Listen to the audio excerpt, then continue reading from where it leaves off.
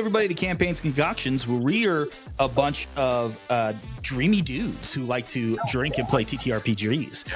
Yeah. I mean, look at us. Hey, welcome. Happy 50th episode, everyone. Yay! Thank you so much for joining us on this adventure of cooperative storytelling. I cannot fucking believe that we have made it to 50. This is a huge thing for us. As always, if you want to be more interactive with us, you can click the links below. But before we roll into drinks, before we roll into everything, we have a lot of thanks, a lot of announcements to make. So first off, I do want to say thank you to each and every one of you who have listened, who have watched over the last 2.5 years since we've been doing this. I cannot thank you guys enough about just the fact that we have a growing audience, that all of you guys are here to participate, and we thank you guys in the Discord. We thank you guys on the Instagram. Thank you so much. Now, announcements. We are going to be at the Mesa County Comic-Con September 20th to 21st. It is a small con that is hosted by Mesa County Public Libraries. We are going to have a booth there. Most of us are going to be there. I am super excited. If you're a Mesa County resident, it is free. If you are not a Mesa County resident, $5. Still basically free. Yeah, it's totally worth it, right? So it's there Friday, 4 to 6 p.m., and then 10 to 6 on Saturday. Come hang out. Come say hi if you can. So I'm giving you guys 3 months, 3 months to come see us. Probably some more. I can't math, so which is hilarious considering I play the Math Rocks game. But yeah, come see us. Mesa County Comic-Con, September 20th and 21st. We are super stoked to be there. I'm still working some things out. Maybe there may be some panels involved. I don't know yet. We're still working on it. Also, as you can probably see right now, as we are dapper dudes right now, we are celebrating the 50th with a little bit of a steampunk thing. We'll see how long some of the accoutrement stays on. I know this thing probably won't stay on my face too much longer. But yeah, so next, we actually have a very interesting update, a little bit from John about some possible futures with websites and stuff. Yes, so we have secured a URL that we have. We're in the process of filing paperwork so that we can open up a Patreon and get a website built. That's right. So we'll have places for you guys to support us very soon, in other ways than you've been supporting us already.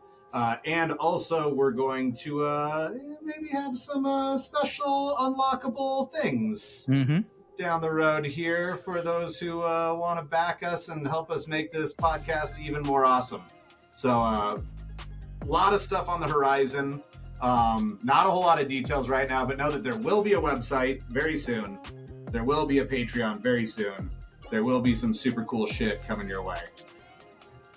When I tell you guys that we have the best shit that's coming, the best, I mean it. The best. I don't lie like other people do. So that's all of our official businessy stuff, but we do have some props and some shout outs to give. Jared, I got something. Yeah, so out west Denver in Lakewood, a new gaming store opened up. They're called Elysium Games and Cafe. They have like a dozen tables to play games at. Tabletop games, Warhammer games. There's the guy, one of the owners has a painting set up in the back, which is really cool. Seem like really cool guys. So go check them out, support them. They opened April 1st. And they're right down the street from Balmer Peak. Yeah, right down the street from Balmer Peak. So Huge it's Alameda, just west of Kipling. And shout out to Balmer Peak for being with us pretty much since day one. Those guys have been with us. Yeah. Those guys are awesome. Thank you, Balmer Peak, you were friends of the pod, so we appreciate that. You guys have always constantly liking our stuff on Instagram. You guys are active. You pop up every once in a while, surprise us in the Discord. So thank you, Balmer Peak, as well. So everybody in TV land, go buy some rum. Yeah, they make really good rum. Really good. It's right there. Yeah. I'm gonna drink the shit out of it. Cool. All right, so that's all of our announcements and everything. But Matt's going to actually explain what we are doing with our drinks this evening. Yes. Yeah, so we kind of mixed up what we're doing for drinks tonight. So all of the drinks that you're going to hear about this evening are repeats that are campaign and concoction originals. We all picked a drink for our player character, and then just also a drink that we really like personally. So I'll kind of get us rolling with mine. So I made the Cobalt Weaver again. This was I was trying to come up with something for specifically for SOA. So once again, it's 2 ounces of Nika Coffee Gin, 1 ounce of Italicus, 1 ounce of Jared's delicious lilac simple syrup, and like a 1/4 ounce of how do we say it wrong? Spirulina. Yeah.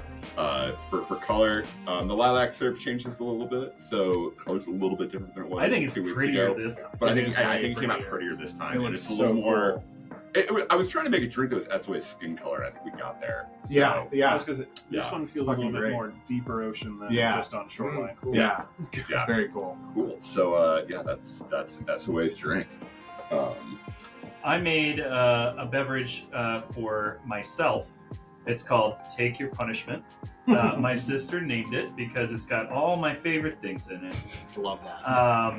And it's got 1.5 ounces of Balmer Peak Overproof aged rum. It's got 3/4 of an ounce of Zucco Rabarbaro liqueur. It's got 3/4 of an ounce of the Luxardo apricot liqueur. It's got 1/2 ounce of freshly squeezed lemon juice. You shake the shit out of that. You single strain it because like our Bruising is cocktails good. bruise. That's right. And you put a nice cocktail cherry in the bottom, and then you garnish with a lemon twist. And we squeeze it, twist around the rim, Yeah. rub it, and drop it in. Yeah. Squeeze it, twist it, rub it around the rim, drop it in. That's right. Yeah. So I made the very first cocktail that I ever made up. Its most recent evolution, as I'm sure it will continue to evolve until I die. It's the poor man's poison.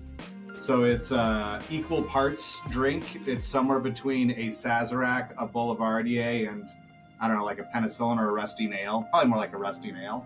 But it's 1 ounce of Lafroig Islay Scotch, 1 ounce of Remy Martin Cognac, 1 ounce of Nonino Amaro, 2 dashes of Peychaud's bitters, stirred well, and then strained over a large cube in a double rocks glass with 2 spritzes of absinthe in it, and garnished with a lacto-fermented cherry. But you can garnish it with any like black or red berry. We've done blackberries and those were fucking great. They were. We've done strawberries and they were great. Raspberries were great. Pretty much any black or red berry is going to do delicious in there. And the one that I made, which is Elle's drink, named the Shrike. The very recent one, the same one from, I believe, the last session. It is 2 ounces of Slivovitz Plum Brandy, 1 ounce of the Shipwreck Coffee Rum, 1/2 ounce of pineapple juice, and 3-ish dashes of bitters. Yeah. Fee Third. Brothers Plum Bitters. Of course. I want to drink that. It's all plums. It's plums all the way down. Oh, Morgan, it's terrible. You wouldn't like it. Yeah. Don't feel bad. You're not missing anything. It's so bad. Okay. Well, thank you guys for this. Again, to those in podcast land, to you in YouTube land, I'm speaking directly to you right now. Thank you again so much for giving us 50 episodes and sticking with us in 2.5 years. I cannot tell you how proud I am of me and the boys for all of the work that they have done. They have allowed me to help tell a really cool story so far, and I hope we continue to tell really cool stories from here on out. I hope this really becomes a bigger thing than it already is. So thank you so much. And with that being said, We need a top-down camera just so you can see how Right. we hand the drinks around because it's like a dance. Also- it's it like, really is.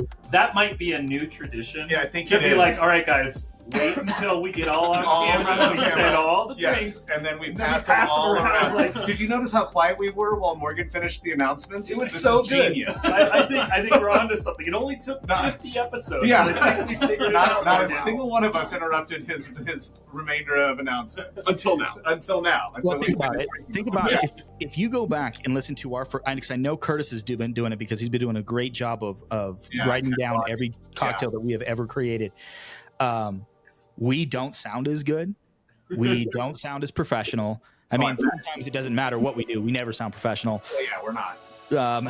But I mean, even the fact that you can see us is a shocker, right? Now that is partially my fault because I left the beautifulness that is the Front Range and the homies. So, but I believe that's everything that we have drink and announcement wise. Yes. So with everything being said, the last time that we met, for what short little time that we played, y'all had breakfast. And apparently, John decided that Skjald was going to go against everything he's ever done in the 48 episodes prior to that and try and stiff the workers. I don't remember that. Yeah. I know. That's how we knew we had time to stop playing. When Yeah. we were told how much dinner was, or brunch was, and you're like, I'm not paying that. We're like, okay. And Well, Morgan's like, you shut the fuck up. You love those grapes. You left a great tip, you asshole. Well, I'm going to defer to Morgan's narration there because that sounds more like what I would do. I was as long as I have known you, John, I've never heard that come out of your mouth. So Yeah, I no, would never. No, never. Not ever. So at this point, brunch is over from in that wonderful cafe that you guys had found that took you a while because I believe it was Patrice that led everyone astray and walked around the outside of the. But now breakfast is over, or brunch is over. You're struggling to figure out what you're going to do because you're waiting for everything. So I think the only person who wasn't there was Sid. Oh, yeah, Sid. Sid. L wasn't there either. He was still in bed. That's right. So for the four of you that were there, breakfast is over. You're kind of waiting. What do you guys want to do? the map's getting delivered to the ship, correct? That's right. Okay. Just go wait for the map. Like, Yeah. Fine with that. I want to stab something. Yeah. Yeah. All right. Ready to do some murder. So as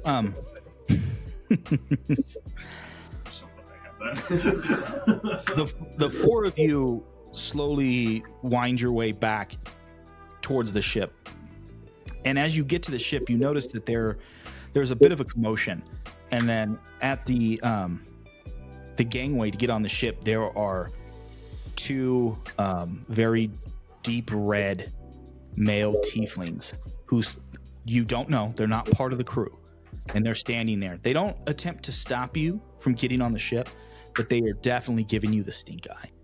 All right. As the four of you make your way up to the top of the gangway and onto the ship, what you see is a figure in a dark red robe, hood up, horns popping out, and you see them in conversation. Ooh, interesting. In conversation with Sid and Elle.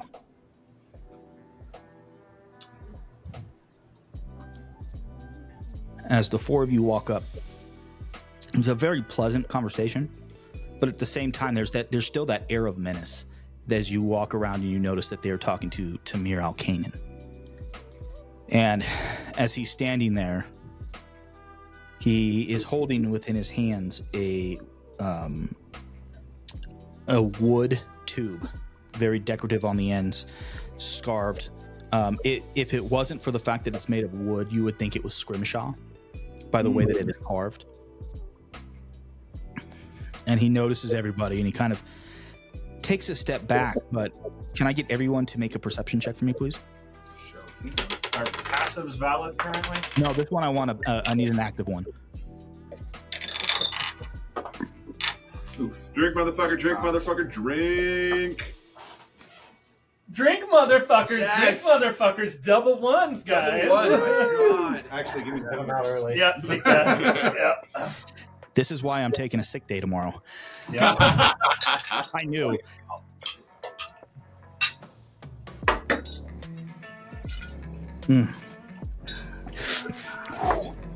It's interesting what Malort does to your mouth before you drink scotch. Oh, that's got to be something. Is It's interesting the right word? Yes. Yeah, it actually made the scotch super sweet. It tastes like I'm drinking like a tiki drink almost. It's like All right. no. We got natural ones from Right? Ethway and Patrice. What else do we get? I got a dirty 20 for Okay. Sid. Ha! Yes. Nice. Same. I got a big old 9. Okay. That is interesting. What the fuck? Apparently Skeleton is still drunk after brunch. Did we really just pair off in Yeah. 3 groups? We rolled 3 numbers We rolled with 3 6 numbers. people. What did you roll, Dustin? Patrice and Esway are arguing about something. Yeah. No, I think the scale that for that song is supposed to be this. You're wrong. No, I'm pretty sure I'm right. Like Look, I grew up in a bar. This was on all the time. Hey, Oi! There's one musician in the group, okay? It's me. So as this argument is going on, the rest. So what did you get, El? I don't even know what you had. 9. Yeah, me and Elle got 9s. So only Sid and Sark saw this. It doesn't look like he actually made a step. His robes just kind of flowed, and he just kind of went as he walked back. He says in that deep baritone of his, "My new friends, it is pleasant to see you again." And he looks directly at Sid, because she was the one who protested about being called child. And you notice that he didn't. So he says, it was a little bit more difficult to find. Hey, dogs, thank you. one sec. It's all good. Sorry, we've got a 50th episode visitor real quick. Oh, yay! It's best boy. As he's pulling Hannah into the room. He's like, it's my best friend. High five, I need high to five. see my best friends. It's time for, it'll be another sticker that says, "It's Carl." It's Carl. Yes. Carl. Hi. It's Carl. This is the only thing that is appropriate to interrupt our recording is Carl. It's It is Carl. And I think booze. Say More hi. Carl. So happy. Look at Carl. Hi. Look Carl. Yeah. Boy. The happiest boy. Oh. Thank you, I appreciate you. Thank you. Bye, Hannah. All right. So he looks at y'all and says, "It was a slightly more difficult task than anticipated to get this map." And he twists off the end and he pulls it off. And as it opens, you see this aged piece of vellum come out. So you know that this has probably been there for a minute, or it's been around for a while, because it's vellum, not parchment. And as after he pulls it out, you watch as he makes a few somatic elements, and a table top appears. Not a table, a tabletop. And he lays it flat. And what you see is an island that is, it's kind of shaped like an ant's head. So at the south is kind of like pincers, where a small harbor has been carved out. And you see, taking up the most of the north side of the island is a massive home of some kind. And there are walking paths around it and small buildings that look like servants' quarters, maybe something, maintenance buildings, just out buildings of some kind. And as he points everything out and says, "I do not know where exactly everything is, but I do know that Delilah has established herself in this home.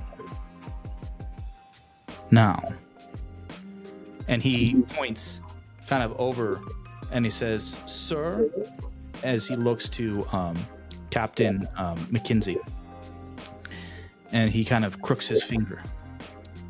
And the captain comes down. "Yes, sir, what it is can I do for you?" He says, "There's a bit of a unique way to get to this island. Make sure you take note." you will travel due south for about a day.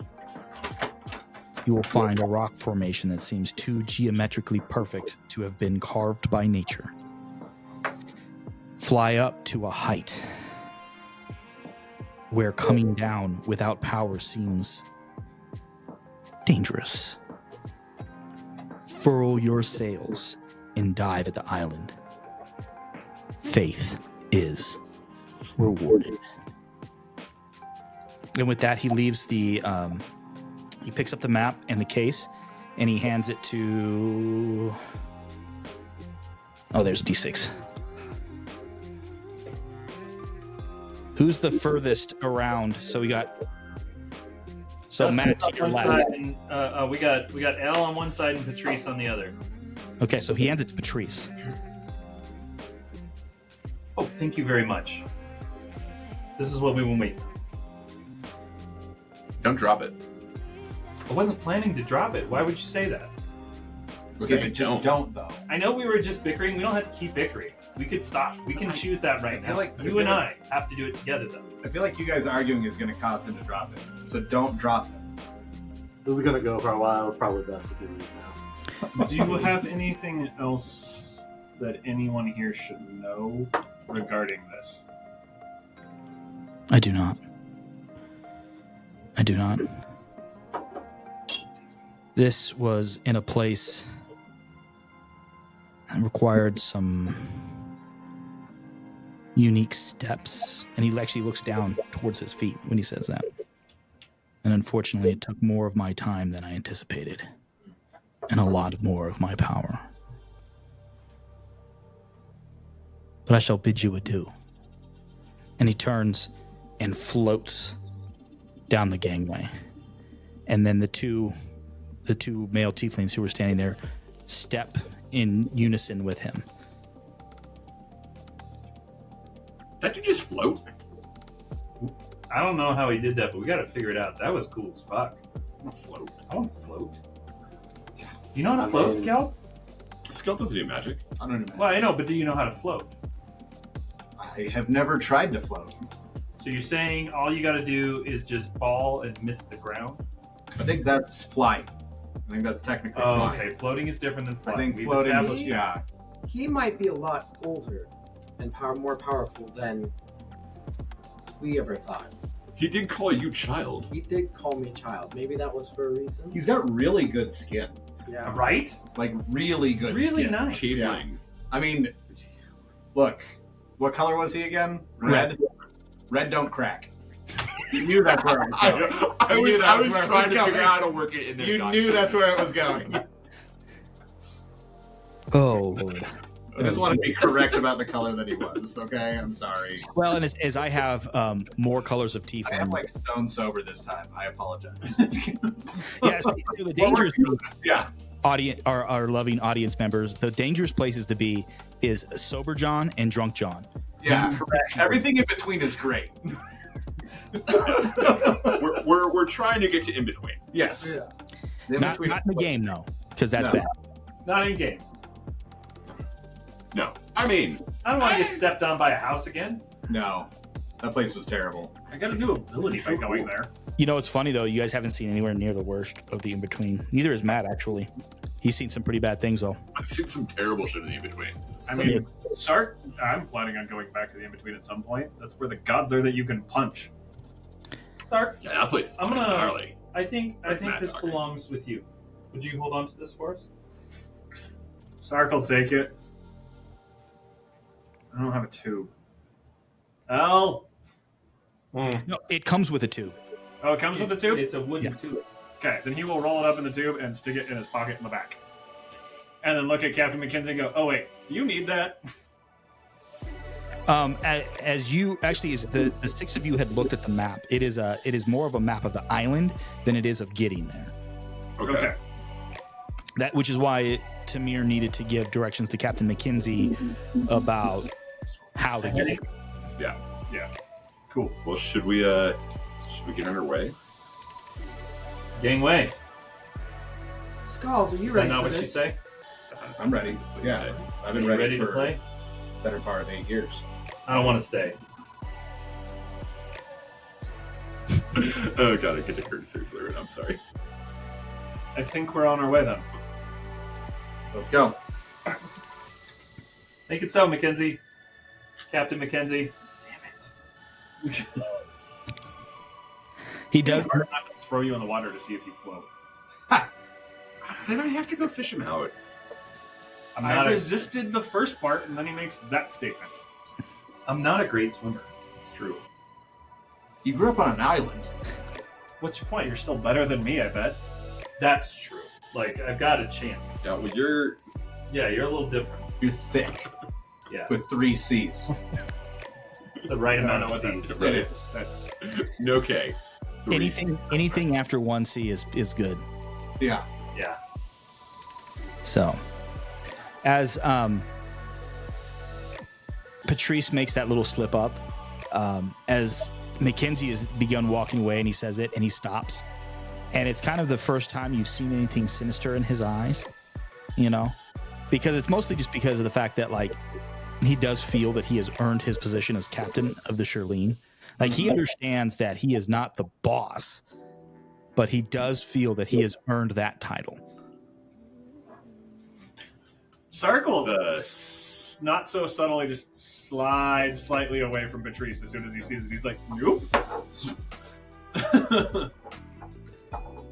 So, How expensive does the rum have to be this time? Like More.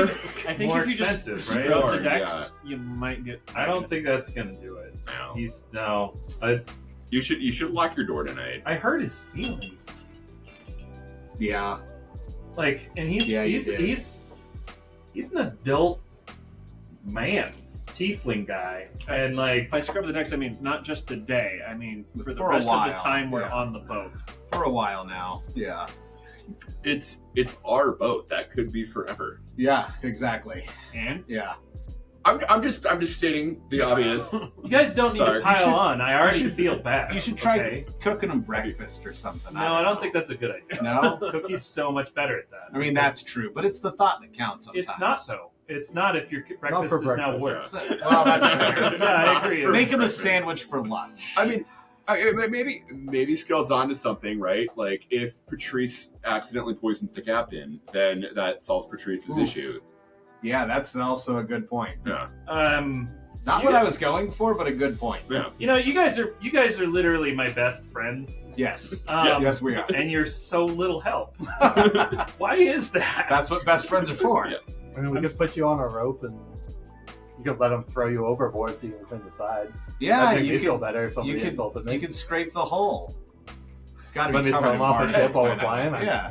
I mean, Mechanical question about airships: do the barnacles does that like come off when we're like in flight, right? Like they just kind of like new barnacles would come off in flight because they haven't attached themselves sufficiently. yeah. But if the Shirlene has only been seaborne for a significant amount of time, barnacles would stay attached. So it would be something that they would do at some point. No, I haven't thought about this. Why do you ask? I figured you thought about it. That's why. I asked. Right, exactly. We knew you had thought about it. It was the correct question to ask. that's why I made that suggestion. right. So as the conversation is happening, you hear the common sounds of the crew making way for departure.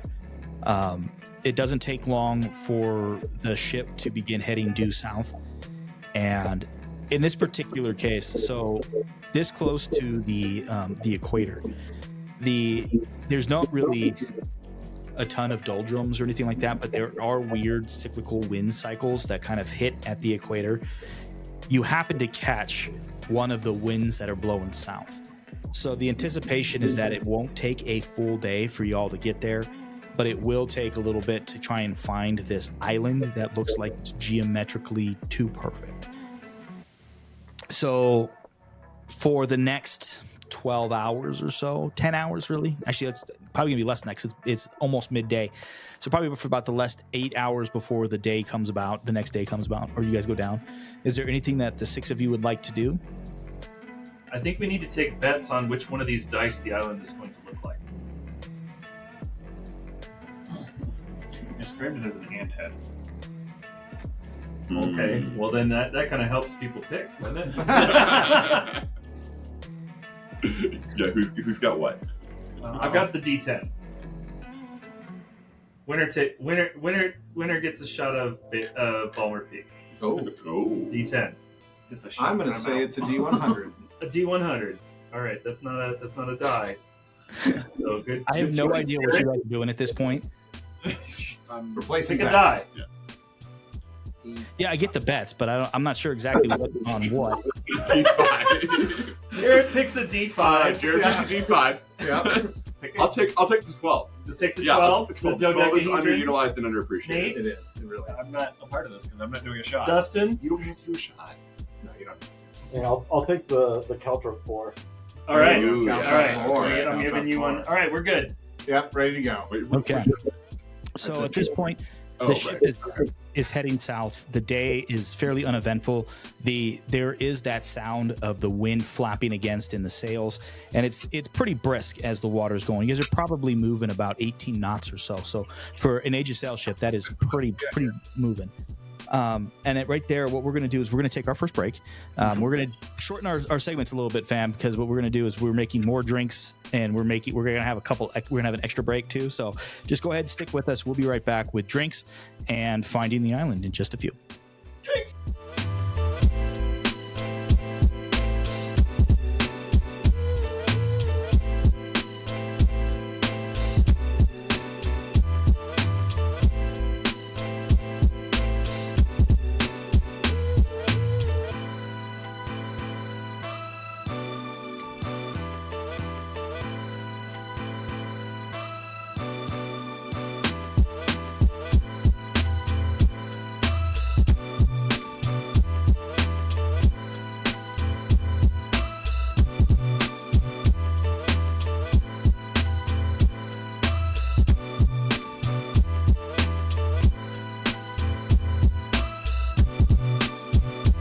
Welcome back, everybody, to Campaigns and Concoctions, where I struggle to know where everyone's at any given moment.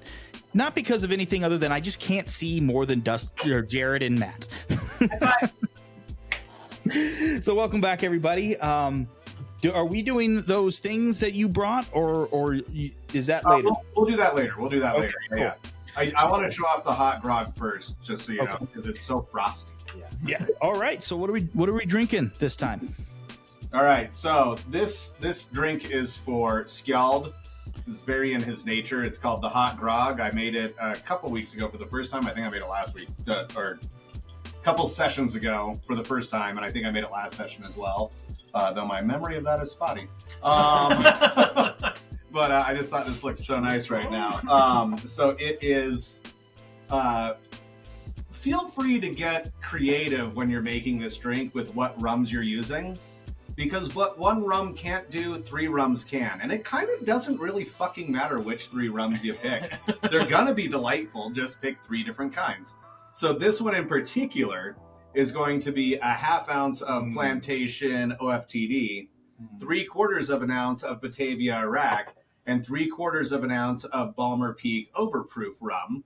And then it's got a 3/4 of an ounce of Spirulina syrup. It's got a ½ ounce of Serrano agave syrup to give it the hot of the grog. And then it's got ½ an ounce of lime juice, 3/4 ounce pineapple juice. Put some crushed ice in the tin, shake it like a baby you never wanted, and dirty dump it into a tall glass. The finish is so nice. It really does. It's delightful. On the thing we haven't mentioned yet, I am adding your quote of shake the shit out of it. Literally, your hand should freeze to the thing. Yeah, good. Good. Mm-hmm. Yeah, shake it until your hand is stuck to the tin. All right, Golden Demon. I think this is the 3rd time it's made the pod. Brilliant drink. 1.5 ounces white rum, a ½ ounce of liqueur 43, and a 1/3 ounce of yellow chartreuse. Curtis made a ripoff one. Since yellow chartreuse is disappearing, we'll post that later for y'all. But yeah, delicious drink. So this is the Golden Demon, right? Golden Yes. Demon. So that's like the Golden Devil. no, what's the I like that. what's reference. Fool's Gold? Pyrite. This is the Pyrite Demon. That's Ooh, Yeah. that's good too. Because honestly, yellow chartreuse is maybe more valuable than gold. I think it's definitely more valuable than gold. The last almost bottle as I valuable as purchased of saffron. green Look at the chartreuse gold was standard. $124. We want the yellow chartreuse standard. The And monks would be pissed too because they ain't getting that. I didn't even hesitate. Mhm. I just bought it. That's a delightful cocktail. That is. Do you want to go or do you want me to go? Go ahead, Nate. Okay, so for Sark's drink, one, it had to have bubbles. So this is the Yes. Messy Bessie Yes. that has been extra carbonated because we have CO2. It is 2 ounces of aged Novo Fogo cachaça, half an ounce of Suze, half an ounce of Chinar, 3/4 of an ounce of the trash oleosaccharin. Stir, pour into a Collins glass. I added ice because I wanted it to make it look like soda more, and then top with Moxie soda. So it's more of a sarsaparilla than a cola. It's And so I- fucking good. And I extra carbonated this because I opened the Moxie yesterday and we had CO2 on hand, and I thought, why not? It's like an awesome, like somewhere between like a root beer and a sarsaparilla root beer Yeah. with a little bit of bitterness in the back. Yeah, the and it's Chinar fucking comes through delightful. right yeah. on the end there. Yeah, it comes It's right in the back. fucking great. It's in the back of the mouth. That's fucking And delightful. Since Yeah. Sark is made of weird woods and Yeah, hides, totally. it Makes seems sense. to fit really Yeah, well. it suits him very Sark well. likes Yeah. being hit in the back of the mouth. He does like being hit in the back of the mouth. He doesn't really have Exactly. How many All Sark right. to hit Sark in the back of the mouth? Ooh, a lot of Sarks. So mine is the simplest because I don't always have the time and space in my brain to it be inventive. But I have made the loaded revolver, which is a Manhattan riff. It is 2 ounces of rye whiskey, half an ounce of coffee liqueur, and 3 dashes of orange bitters stirred in a mixing glass. It's supposed to be strained into a chilled coupe. I don't have coupes, so it's now going over in a rocks glass with a large rock. Beautiful. It sounds It so is good. tasty. And it's spicy because the traditional revolver is a bourbon, so it's like super sweet, which totally Yeah. normally my palate, but like I like the rye. So Yeah. We need to go through and family all the drinks. Yes. perfect. The ship has now been continuing to sail. It's sailing forward, and it's been probably about 15 hours at this point. The sun is slowly starting to rise. The humidity of the day is also rising with it, and as the most of you, maybe 5 of you, arise the next morning, the captain has informed the crew of to keep on a lookout for something that is like a beautiful geometric shape that doesn't look like it was made by nature. So all of the crow's nests are full, as well as observation points have been established at the fore of the ship and at the aft as well. So as the 5 of you get up, breakfast has already been served to most of the crew, but there's been a table that has been set aside for the 6 of you. Cookie is there and it's laying it out. What are the 6 of you guys doing?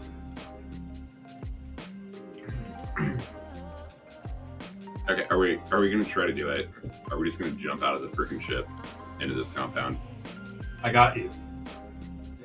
So I missed the total set of directions.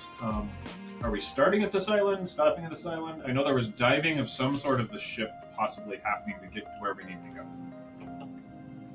go. Yeah, I think so. I feel like everybody wants to jump out of the ship. Everybody else wants to jump out of the ship. Goes against my nature. Skeld, is surprise important? I mean, I think they're going to be surprised. Pretty much no matter what we do. It's this hard to Do find they the think fucking you're dead? island. Yeah. Do they think you're dead? Yeah. Okay. Or in prison. She probably thought I was in prison and now thinks I'm dead. Were you in prison? Sure was. Okay. We learn new things about Skeld once a week. It's impressive because we play every other week. Right.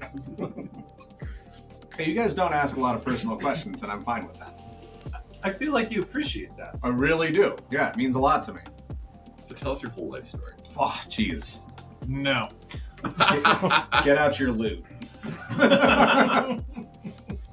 Who's ready for a sad song about my buddy Scout? How about a sad 12 songs? Because that's what I did. I took about 12 sea shanties and I mashed the lyrics together, and that's how I produced a backstory. That sounds correct. I mean, it's literally what happened. Yeah. Keep an eye out for SY's new album. Right, yeah, exactly. The Ballad of Skjald, the Fell Hand. Shanties from Sorry, down. Shanties from the depths. Sark is going to go up on deck and help observe or try and do stuff to kind of cycle in people in and out if need be for relief and whatnot while they discuss whether people are jumping off of boats or whether the boat is doing the diving. I think it's both. I'd like to come at them with a few salvos from our broadside. To be honest with you, I want to lay waste to whatever fortifications they've got as soon as we can. Shock and awe is kind of the approach that I'd like to take. I know we did this, but this map that we got, is it of the entire island? Is it of... The entire island. Okay. It's fairly simple, but it looks like it is the layout is, and then I didn't draw a map, so I'm not gonna, because my Yeah, program. we know what happens when you draw maps. I try, can't help it. But it really is. It's like, if you think about like an ant's head pointed down, where it's like kind of like this bulb, and then at the end there are some little mandibles, where in there it forms a little harbor, and then there are paths that are going around the island through the middle of the island. There's one large house at the north end. It appears to be at least slightly raised, and then there's little small outbuildings, about 6 of them. So we should just try to hit the main house as hard as possible. Mm-hmm. Okay. Hey, if we blow up all the smaller houses too, it wouldn't hurt my feelings. Well, the gunnery crew will be happy. Yeah, I think they'll enjoy it. Give them some target practice.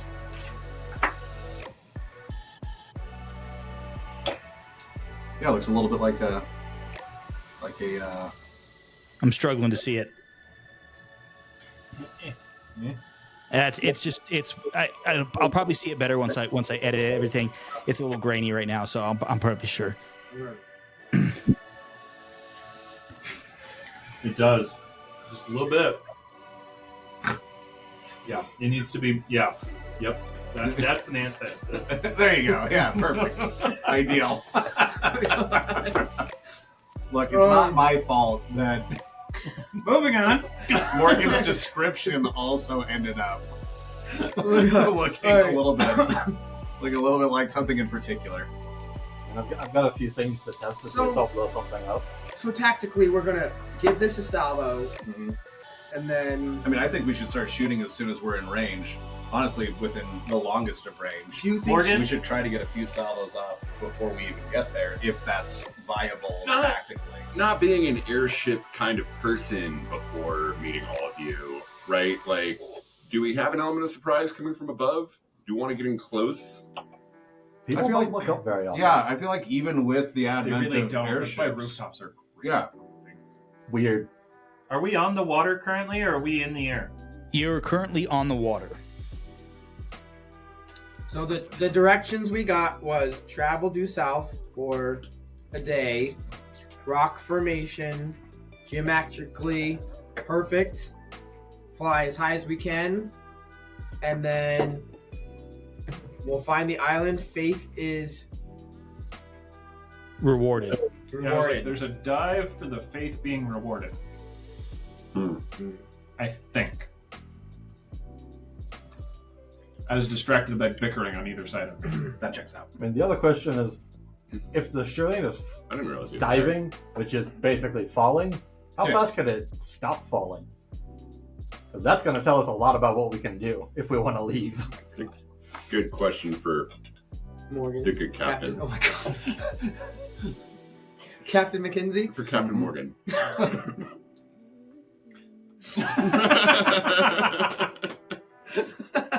I've been don't told, actually have any of that here I've either. been told We don't. many times he is not a sir. Right. So he is not a captain. That's right. I was talking about rum. We were talking about rum? Yeah, I was talking about Oh, rum. that's a guy named Jerry. No. Jerry's a sailor. Right. Yeah. There's another guy who's a captain. Sailor Jerry podcast, Matt. Yeah, this is. I know it's a sailor. We're a Sailor Jerry family. All right. We're a Batavia Iraq family. We are a Batavia. We are a Batavia. We are an OFTD family. That too. Essentially, Well- we're everything but a Captain Morgan family. That was so I have some fun. issues with plantation, but Forget plantation. The acronym OFTD. oh yeah, for sure, yeah. You got cheese in your dice tray. All right. So first, Curtis said. I think Curtis had a question he wanted to ask. Yeah, are we on the water or not? And Yes. We are on the water. So we're on the water and we need to go up. Once we find the island that is spot. DMAC. Wouldn't it be easier for us to spot the island if we were up? Let's just follow to the letter. Yeah. I feel like following to the letter is probably good when we're the person that's telling us is floating. Yeah, I mean, it's just such fucking esoteric, fucking pirate shaman bullshit. Just do what they said. Yeah. It's Yeah. never worked out for me to try to shortcut their nonsense. Yeah. Tamir Cannon wouldn't make no mistake. Yeah. Telling us. As you're having this conversation, you hear from the forwardmost crow's nest island to the port side. And can I get everyone to roll who is there and is going to go look to get a perception check?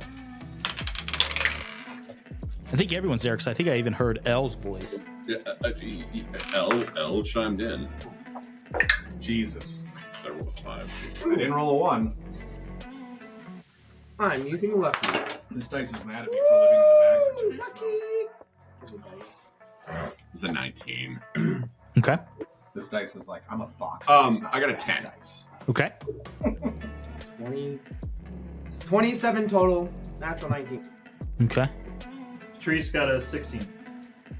Okay. I only got a 5. Okay. Skeld got a 7. He's sharpening every blade he owns. Okay. Sark got a 21. So for everyone who is You need a boost to see over the. Hell is there. He'll not finish his first cup of coffee yet. so He's got to for, steer with the rail there, bud. for everyone who is a 16 or higher, what you see is an island that looks like this. Yeah. Nice. Wow. So like you really get an idea of what, and then eventually as time goes on a little bit, everyone starts pointing out, and you can see, and you can kind of get the idea of what basalt columns. of what Tamir meant by the geographically perfect, because these lines should not be this straight from nature. Right. You know, and it's stunning in its contrast of the black and the gray and the green, and it really isn't much bigger than this. So it's like it maybe hold, like if you were to jam pack, you know, maybe a couple hundred people on it. It is fairly small, but yeah, you see it now. And so at this point, Captain McKenzie comes down and he asks you what your plan is. What is it that you would like the crew to do? We're gonna fly up as high as we can go, right? We plan on following the instructions given to us until we are in sight of buildings. And then we're going to decimate. I apologize. I misused that word. We're going to obliterate Yeah, because there would be everything that we 10% see. left. Yeah, exactly. You don't want that. Yeah. No. We take 10%. Yeah, you reduce it by 10% when you decimate. I don't think we're capable of decimating anything. No, we're gonna That obliterate. seems like way too little for us. It hasn't happened yet. We're gonna absolutely obliterate everything. I want Just cannons feels like firing. an all or nothing route. I want cannons firing the entire time until we get within range for us to disembark. But what I mean by in range to disembark is we'll jump off the boat. Well, that sounds like a great plan. So, but let me give you kind of an idea of what my intentions are here before we go guns a blazing, which I fully support. But here's what I would like to do. Whatever's going to happen after we take this deep dive, which we've prepared for that. So we've got a long-standing practice of it, and we will walk you through the procedures for everything. But depending on where we come out, we're either going to try and hide behind something in the water or maybe in the clouds so that we can get a little bit of intelligence before we move forward. That way we can talk to the gunnery crew and we can fire some guns, and then we can get you exactly where you need to be. Fine with that. I know it's been a minute, but just remember, we are not useless in a fight. Oh, I didn't think you would be. I fully defer to your decision making on how to make this approach because I am emotionally incensed and incapable of making rational decisions at the moment.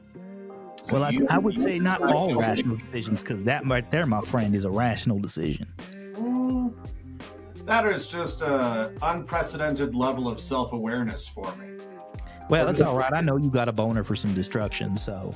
I do. Massive. Yeah. The destruction or the boner? Destruction. Okay, that's good. Destruction. just so we can clear that up. And you watch as kind of the right side of his mouth just starts to perk up, and he knows he made a pretty damn good joke, so I lift my eye patch and give him a wink. Well, all right, my friends. And he pulls out a whistle, which you guys haven't seen before, because usually the whistles that have, if there are ones that have been blown, have been done by the first mate or all the other crew. He pulls this one out, and this one it's like a minor key. It's kind of off in the way that it sounds. And as soon as he blows the whistle, everyone ropes are dropped down from the crow's nest. Everyone except for one person in each of the three crow's nests comes down. Ropes have now been pulled out and are being tied to the gunnels of the ship, and they are about 3 feet long, but they have a loop that extends out even further. And as you're watching, you're seeing crew members tie themselves in to the gunnel, and there's enough space that even if they hang, no one was going to run into each other. And then you watch as up top in the crow's nest, the same thing is happening. And then you feel the ship begin to kind of tip upwards as it exits the water, and you feel it flies more free as it exits the water. There's less of a pressure on the hull of the ship as it goes up. And then you hear the creaking sound as the sails come out from the hull itself, and it begins. The Shirlene begins a circular pattern upwards, and upwards. And at first you think that you're ready. And then the first officer comes and starts tying you guys down. And then you're starting to get uncomfortable at the level of height that you have reached. None of you, even those of you who have served on airships before, have been this high. The temperature is slowly beginning to cool a little bit. It's not like super cold, but it's getting noticeable. And Captain McKenzie has now tied himself in, and he says, "Hey, y'all." And it's clear that he's talking to the six of you, because I have no idea how to address you because you guys have never come up with a group name. Nope. Got a long list though. Honestly, this is the first time in my 6 to 8 years of DMing that a group has never come up with a name. So that's a first. I don't think we had a name for the other game. I don't think we had a name for campaign 2. We did. I can't remember what it was, but there was one because you had to get addressed at some point. But yeah, so he comes up and Captain McKenzie, "Hey y'all, I hope y'all are ready because we's about to go." And he waits and there's nothing, and you hear him holler, "Furl the sails," and you watch as the sails all furl up and they're getting tied. And then there's the only thing that's keeping y'all afloat right now are the sails underneath that come out of the hull. And I gotta sneeze about this, of course. as he flips a switch and they begin to creak, and then the Shirlene begins to tip over to where it's almost perfectly perpendicular to the ground. And as the six of you feel this, you watch and you feel the pressure of the rope as you are now hanging in free fall as the Shirlene is getting more and more and more speed. And then all of a sudden you hear someone start to hoot and holler, and they go, "We ain't gonna make it back from this one, boys." Woo! Why did he say that, Sark? Why did he say that? It'll be fine. Doesn't feel fine. And then it goes, and it's faster and faster to the point where Sark's like hanging on the front going, "This is great." after about maybe 30 seconds or so, y'all have now reached the point where you've kind of reached that equilibrium where you're now almost in free fall. And if I could get someone to roll a d6 for me and tell me odd or even. Odd. Okay. As the island of strangely geometrically shaped stones becomes closer and closer and closer. At this point, everyone is fucking concerned because there's not enough time to stop. Right? But like you hear the captain saying, "Faith will be," and you hear him almost shouting it. And then all of a sudden, there's a snap. And as everyone feels the tension of their rope snag as they go forward, and then they land on the deck. And if I could get everyone to make a quick perception check, please. Oh, hey. Patrice now got I'm a paying 7. attention. 9. 9 for SOA. No. That's what throws up. No, Skald's got a 19. Nice. He's burning through Lucky. Yep. I don't use it enough. My God. Sark's got another 21. 25. Forever 21. All right, so whoever is 19 and higher, this is what you see.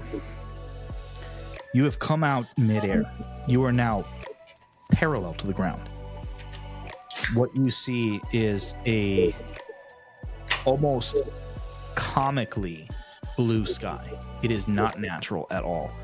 And there is almost swirling, but not quite storm-like, of white, puffy clouds that you have found yourself in. You can't see directly in front of you, but off to the left and behind you.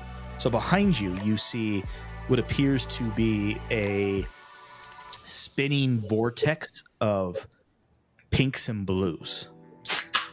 And then off to the left, you see what looks like open ocean, but then after a minute, what you see is that the curvature of the planet is all wrong. It is way, way more curved than it has any right to be for any of you who have seen it. Sark focuses inward to get more of a sense of the vibration, that otherworld vibration that he's started building. Okay. Go ahead and roll an insight check.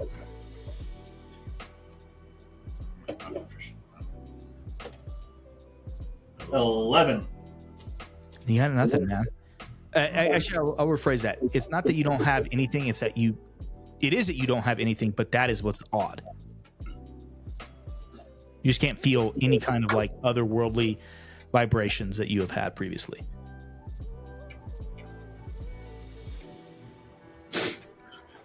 Well, it's dead here.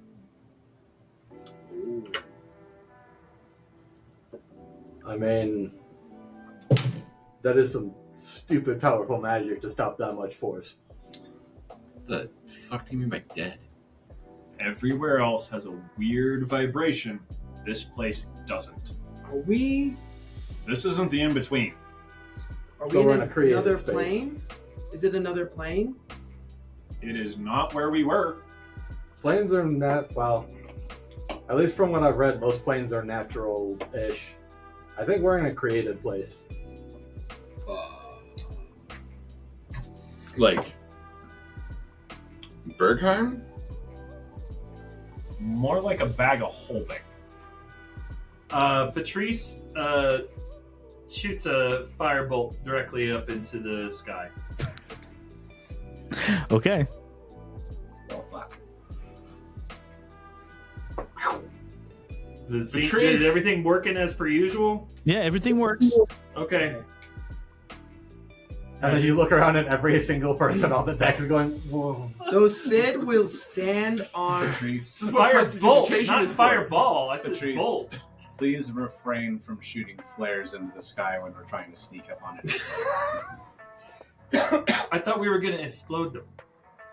You have to We find gotta them get first. close enough to We gotta explode find them. So as this discussion's going on, Sid's gonna climb up onto the railing and stand facing the crew.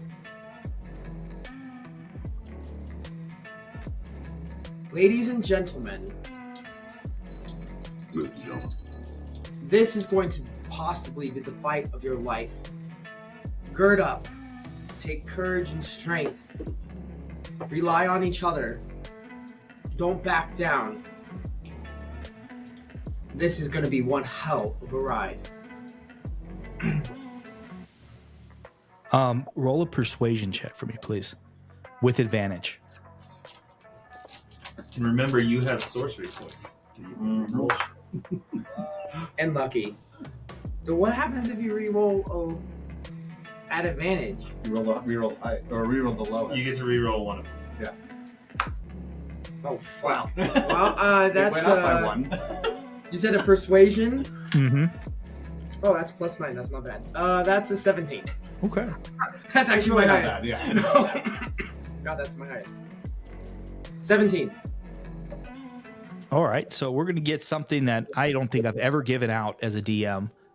Everyone has an inspiration point. A point of inspiration. I forgot that was a thing. I know, because I generally don't like it, but But yeah, It's been so long. I'm really proud of myself for actually RPing my character well. Good job, Jared. so for that, everybody gets, including the crew, gets a thing of inspiration. For those of you, actually, Nate explains it better. Nate, explain inspiration for the audience out there, please.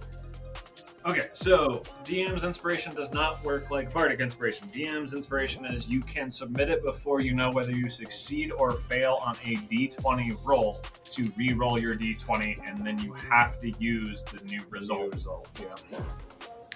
Thank you, Nate. So you better really dislike that roll. John, Or now get I a have an one. attached to. I will say that this inspiration will only last till the end of this chapter that we're playing, and I will let you know when that's at, because I don't want you guys to have inspiration the whole time. Fair. That's fair. When a player goes above and beyond to do some really fun RP, I will do that. So I cast detect magic on the swirling colors that we're seeing, or in the Okay. direction. okay. Hold on. I gotta, because I believe what you get is schools of magic, right? Yes. With detect magic. You know, And how is it that you detect magic there, El? Is it scent, taste, sight, hearing? His is through the goggles that he wears, Okay. flipping up and down lenses, and he's got a Gotcha. little tablet that displays basically a graph that nobody can understand except for him. Mm-hmm. Okay. So I'm actually kind of picturing kind of like the National Treasure glasses that have the little clicks on them. Yep. Yeah. They change the perspective and all that kind of stuff, which is Dope. so. What you end up seeing is conjuration magic.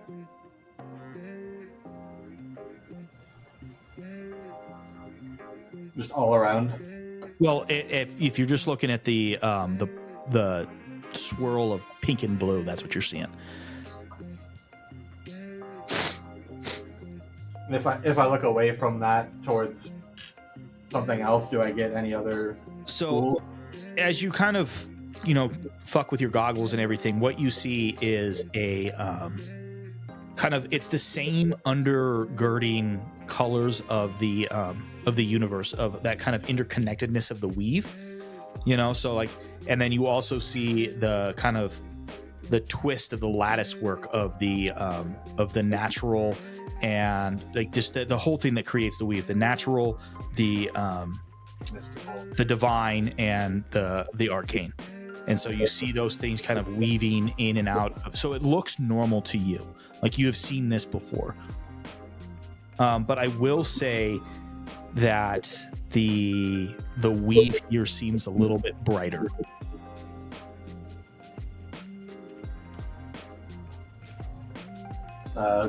Pretty colors are conjuration magic. Also, it's just more magic-y here. More magic-y. More Not magic-y less. than usual. Hmm. I don't know what that's going to do.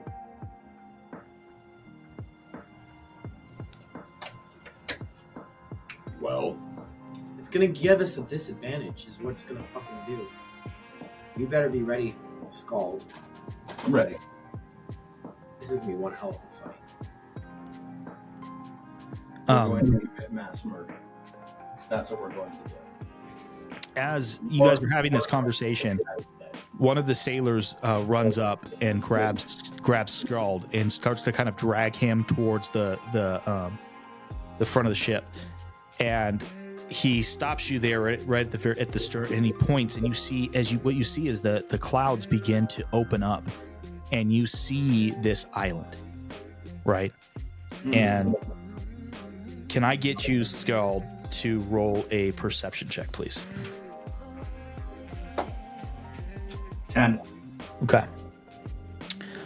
You see a gorgeous island, perfectly manicured. Everything seems to have its particular place. You see the gentle sway of palm trees as a gentle breeze seems to caress everything in the sky, including, you feel this now, and it's almost. Then again, you see this contrast as the almost too blue sky and the puffy clouds of a daydream. You see the dock in that harbor, and leading away from the dock is a pathway lined with citrus trees. And on a hill dominating this island is a massive white plantation home. The front of the home is overlaid with a roof covering a porch guarded by large round pillars. Sark, Sid, come here. All right, I go over. Patrice goes over too. that's the way also is. Sark, you've got better eyes than all of us. Sid, you're a military mastermind. Could you guys take a look at this place and see what you think about it? All I'm seeing is a place I'd like to live. For now. Mm-hmm. Sark will hop on the rail and kind of like lean over, grabbing underneath. So Are Stark, you looking for weaknesses or? Yeah, tell me what you see from So- a military perspective. I'm going to have you guys roll separately because it's going to be two separate things. So Stark, I'm going to need you to roll a perception check, but because of this, I feel like it makes sense. I'm going to have you roll with advantage. Yeah, I think that makes sense. Especially since it's like specifically looking for. And there are certain things that being a mechanical creature does lend itself to. Oh, it's so fun.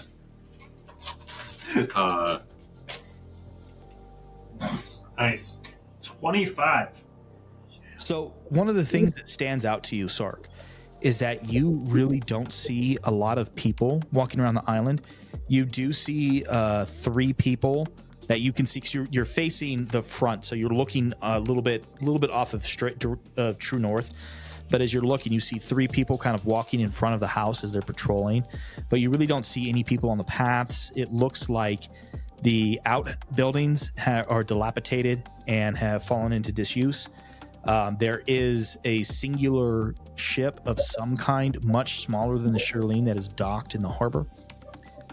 And there are, even with the sunlight, kind of blasting, there are lights that you can see in the windows. As for Sid, what do I want you to roll, man? This is one that I don't think I've ever really had someone roll something like I this. feel like survival for like a military. I know kind it'd be of- something like that. I don't know if you're. I Proficient, know but- I am actually. I mean, I feel like that makes a lot of sense. Survival. That's why it's Survival. It could be history. Yeah. History. You want to Could I- No. Could I roll a ship handling to look at the ship?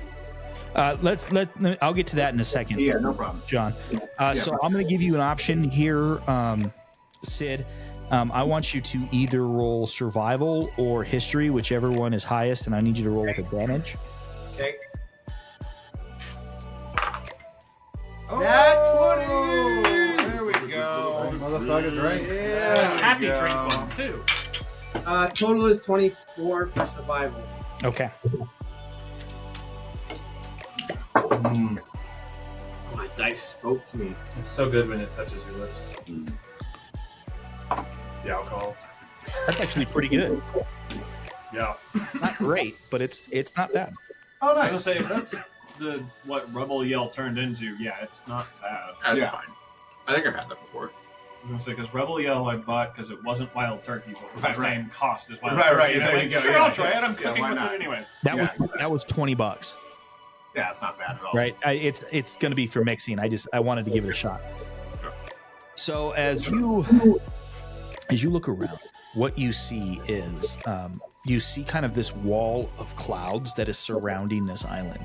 So you know that you should be able to maintain a level of obscurity as you make an intelligence check as you're doing reconnaissance. You know that the best thing to do is to time it right, and if you trust your gunners enough, you've done something like this before. You have done kind of a jump like this where you have timed it with artillery pieces and cannons and magic users where they have lobbed it and then you land about 30 seconds later. So you know it can be done, and this is actually kind of gives you a perfect space. So if you can get the ship to turn at the right time, cant enough to fire down, and then you're gonna have to jump prior to the cannons firing to time it just right. Which means that everyone else has to jump a lot earlier than I do. Mm-hmm. Although Sark will bring up the. Do we want to You're gonna do disable the other vessels so Yeah. they don't have an escape route? I want to. Do you want to do that with cannons, or do you want me and SOA to take it out from underneath?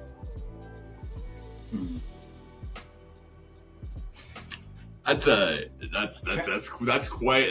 aggressive party split there, buddy. Guys, Wow. Captain Wow. McKenzie, I got a question for you. I sink while you swim. I get it. I get it. Yes, Scald, yeah, go ahead. What you got? Do we have enough guns to make an approach where we could put, and this is why I wanted to make the ship handling, about how many cannonballs do I think it'll take, well placed, to take out this ship? So I'm thinking like 3 cannonballs and it'll probably be done for. So here's my suggestion. Based off of what I'm hearing from y'all, there isn't anyone that we can see near that ship. What I would say is we make our initial assault. We fire our guns. We drop you all out. And then as we swing around, continuing to fire on the outskirts, we swing to the point where we can fire our cannons and destroy that ship. I'm fine with that. I'm actually more than fine with that. That's a great idea. I do sneaky shit. I don't do war. Yeah, that's fair. No, I like the idea of throwing everything we've got at the big house before we drop in, and then you can eliminate their means of escape as you swing around. Let's do it that way. Scald and Mackenzie, we when I was in war, we had a mission where we timed it perfectly, but we actually jumped before the initial salvo. Yeah, absolutely. Yeah. I think we should go for that here. It should be perfect, where we jumped and we're like, give us like 30 seconds of free fall time, Mackenzie, and then order the initial salvo of cannons to fire. Second wave? First wave? Second wave? First wave. And so, right after the salvo hits, we will land, and it'll be a shock and awe, and they won't know what hit them. They won't even know we're there. They will be in a state of shock. And as with pirates. say again. Special forces, close enough. So basically pirates. Basically. Okay, Government got it. funded. Government-funded pirates. Got it. As Sid continues to describe it, what happens is as Sid describes it, the first salvo hits, you guys land, and then the guns continue to fire as the ship continues to move and rolls around. So the idea is that you guys kind of do both a reconnaissance by fire as well as an initial assault once you get to the place where you feel comfortable where you can do that. And it's like you get to the point where you kind of understand that, like, you know, Skeld makes the joke kind of like government sanctioned pirates, but then you're listening to the plan that Sid has and you're like, this is more than government sanctioned piracy.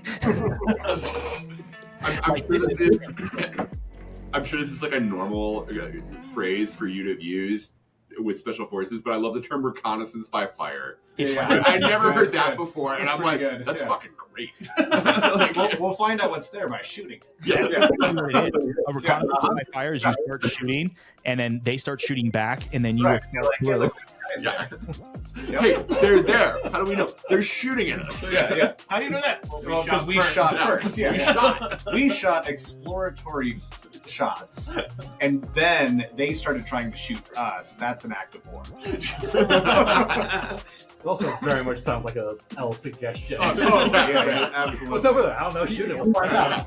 You know what's exactly happening? So Sid's talking about this. L is furiously writing notes. He's like, oh, Right. Oh, yeah. This is a great idea. Yes. You can find out what's there by shooting it. This is a brilliant Half of it is strategy. notes, and half of it is him trying to figure out how far, when they need to jump to not be hit by their own cannon. Right, yeah. L writes down, shoot first, ask questions after. No, it's just ask questions. Question mark. Yeah. Shoot for ask Then ask questions. questions first, Yeah. questions. So I want you, L, as you're doing that math, to go ahead and roll a D100 for me. Yes. There we go. That is a 9. You were very much struggling to find the math as you were doing this. I don't. He doesn't have enough information to do the math for it. Right. Sid, I need you to roll a perception check for me real quick. Pick a good one. That was not a good one. Perception. Use it. 17. That's fine. You notice what L is doing after you stop talking. You kind of see the calculations, and you walk up to him, and then you just say a time. You say like a certain number of seconds for it, and he looks up and he just goes, "Oh, That makes sense. okay." So in the few about an hour goes by as you guys are doing the reconnaissance, like the pre-reconnaissance stuff. Yeah. And is there anything that you guys want to do before you guys get started for this jump? Sark is going to bring up, because I rolled high enough to bring it up. We need 2 times. One for you guys and one for me. We fall at different rates. He's correct. So that's the way you think. You ever thrown a Warforge out before firing your cannons? Can we shoot a Warforged out of a cannon? He just Sid just goes over to L again and writes a time that's slightly before the first one. It says, "That's it." Yeah. There we go. Like Well, so, later, right? He needs to jump after us. No. He's bumping you guys up and Right. putting me at the time. yeah. Yeah. I fall at a standard rate. Got it. You guys fall at feather fall. Yeah. So as this to give you an idea, as Jared and I have talked about this, the idea of what Sid is the most experienced Delta Force operator. His name is Mike Vinny. Go Google him. Google. Mike Vinny is the most deadly man who's ever lived. He is a dad. He looks like a dad. That's essentially what Sid is. But a mom. The group mom. I feel Our like mom. she's the auntie. Like Yeah, the she's- auntie you go to when something goes wrong. Yeah. And then that person disappears. Right. Yeah, so I'm gonna share this with you guys. Make it all better through violence. Oh, the boy made you cry? Don't worry about Don't it. worry, I just said make it all better through violence. That's right. Oh my god, so good. So here you go, guys. This is Mike Vinny. He is a dad. Oh my god. Yeah. Very much dad energy. Yeah. That Like- is the daddy of dad. Yeah. So He wears those really short red shorts that have the white piping and the white Yeah. racing stripes And on New the side. Balances. Yeah, and New Balances. And he yeah. plays racquetball. He's Yeah. for sure playing. Yeah, he Not plays a lot of pickleball. Not There's a lot of pickleball. racquetball. That's for young people. I don't know if you guys have seen it. There's a picture of Norman Schwarzkopf getting off a helicopter in Kuwait during Desert Storm, and he's one of his bodyguards. Oh, nice. Yeah. Yeah. That makes sense. So that's Sid. He's So- got the white polo shirt tucked into the red shorts. It's got the alligator. It's got the Yeah. green alligator, but it's a white polo. Yeah. Ralph Lauren. Is there anything else? Is there anything else that you guys would like to do right now? Sid is going to cast False Life at first level. Okay. It's too early for me to start casting. Wait. Oh, no. I'm casting Armor Agathis on myself. Okay. That lasts for an hour. We're going to be in the shit within an hour at this point. Oh yeah. right? This is we're getting ready. I'm gonna set this up here first in a second. Okay. I will prep this so you're aware of it. I'm pulling out the potion of growth Okay. to chug as I fall. Okay. You're gonna make a check. Actually, go ahead and make it now. I want you to make a dexterity check, please. Acrobatics. Okay. I know it's probably better, but 17. okay. Anything else you guys got? I'm gonna need to make a perception check on the way down to see if I can tell that Sark is growing. Because L was going to cast Enlarge when he hit the ground on Sark. Okay, go ahead and roll a perception check. I got stuff I want to do once we hit the ground. Okay. Can I It's gonna be one of two. roll perception to see if I notice that L is calculating? I mean, that was I'm not calculating anymore. 15 minutes ago.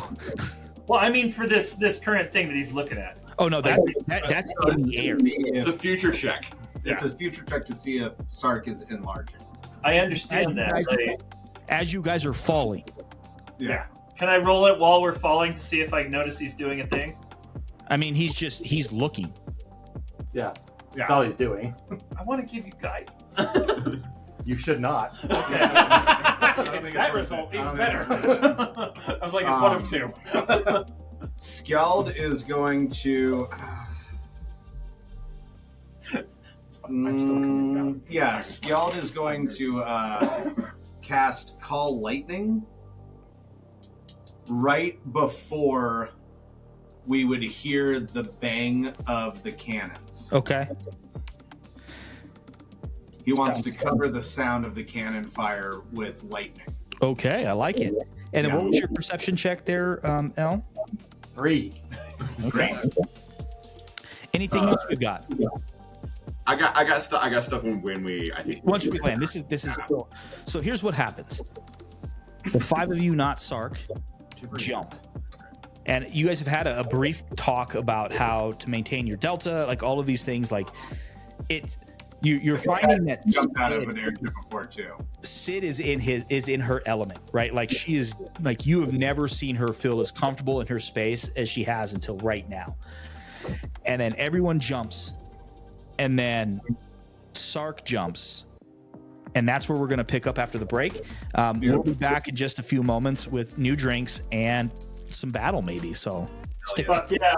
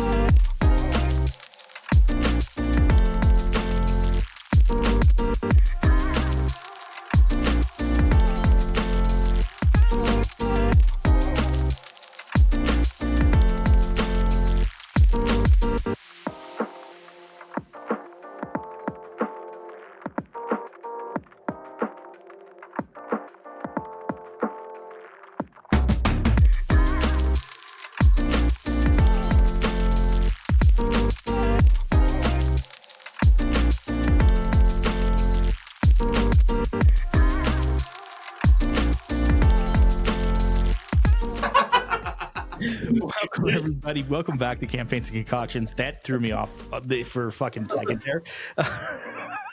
It's very rare that Dustin jumps in at that.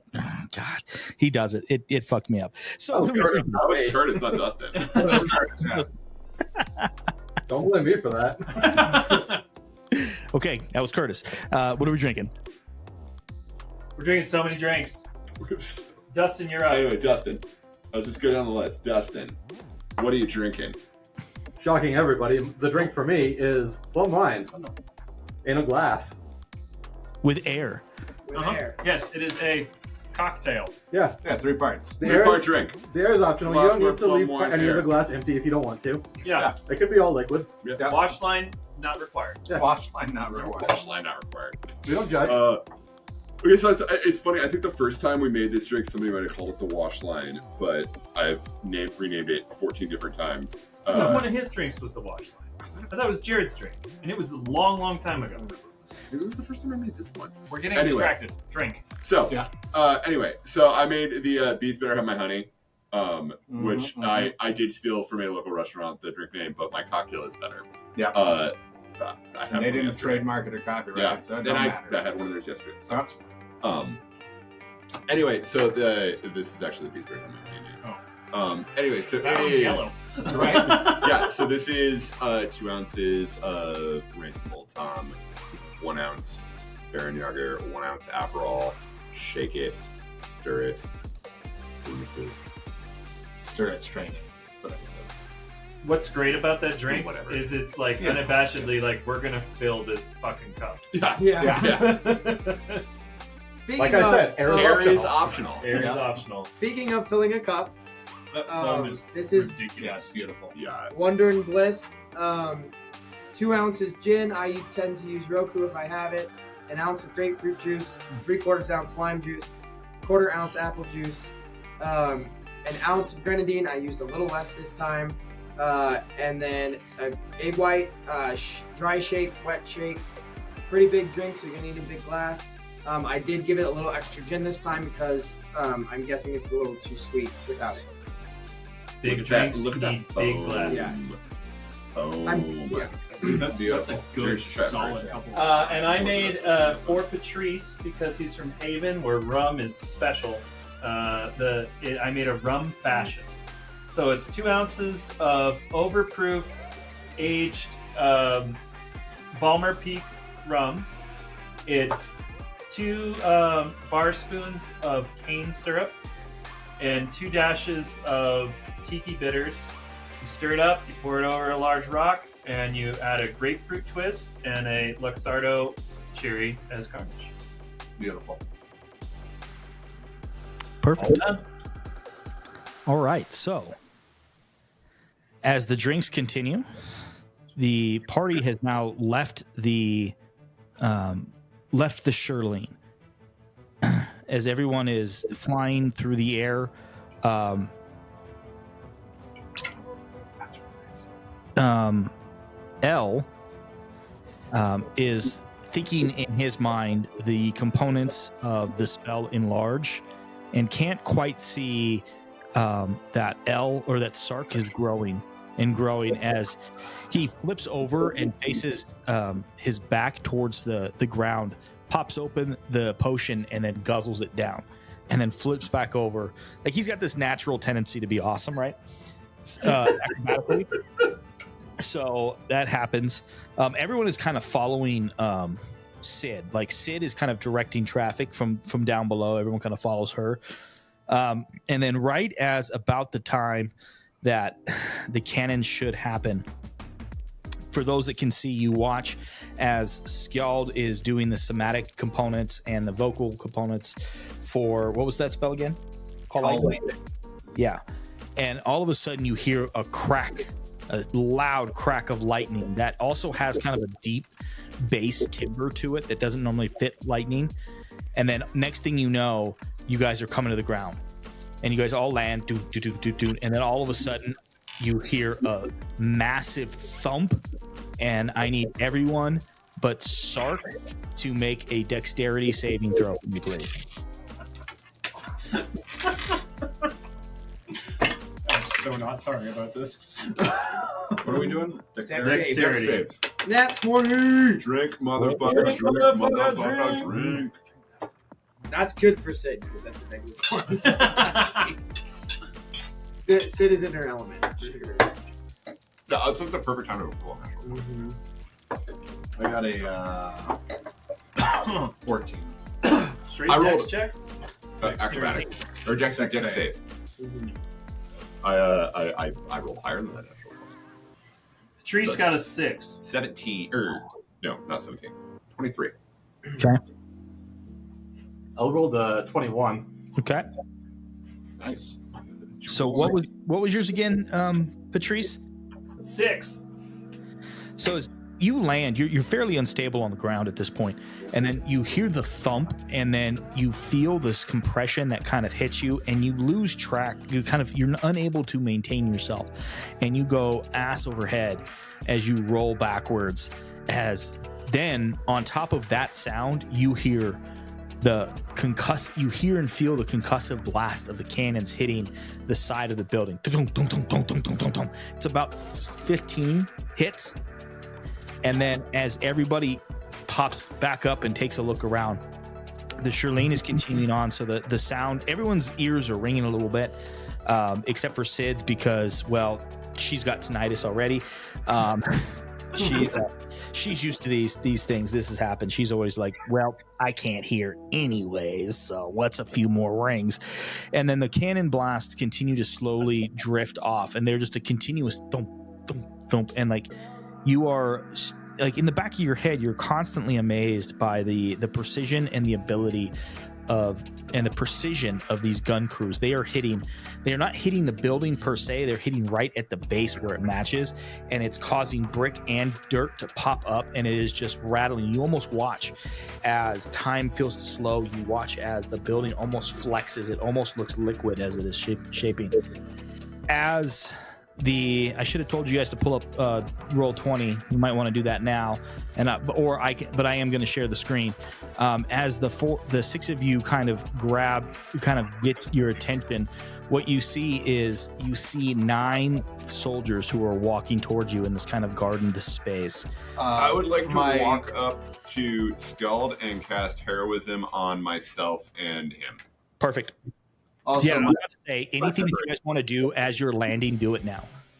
You get one more person on heroism?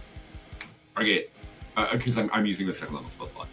Because I have 2 of those that come back after a short rest. I need a dexterity saving throw from hold on. Everybody within 5 feet of the central individual. Well, if you look here on the map on the screen here, John, it's kind of broad, so... Oh, okay, the guy's directly in front of us. Okay. Yeah. Is that where the lightning hit? Yeah, I need all 3 of them to make dex saves. Okay. Also, I take up 4 squares now. He does take up 4 squares. Also, is there currently any cloud cover or storm before I cast my spell? Hold on. I gotta see if I can get this without displaying everything perfect. So say that again. Was there any cloud cover or storm of any kind before I cast my spell? There wasn't a storm, but there were clouds. Okay. Okay. Yeah, just a dex save from all 3 of those guys directly across. I have a 15, a 17, and a 5. 1 saves, 2 fail. Okay. And I've got 4d10 damage. 40 plus 10 is 50. Yeah.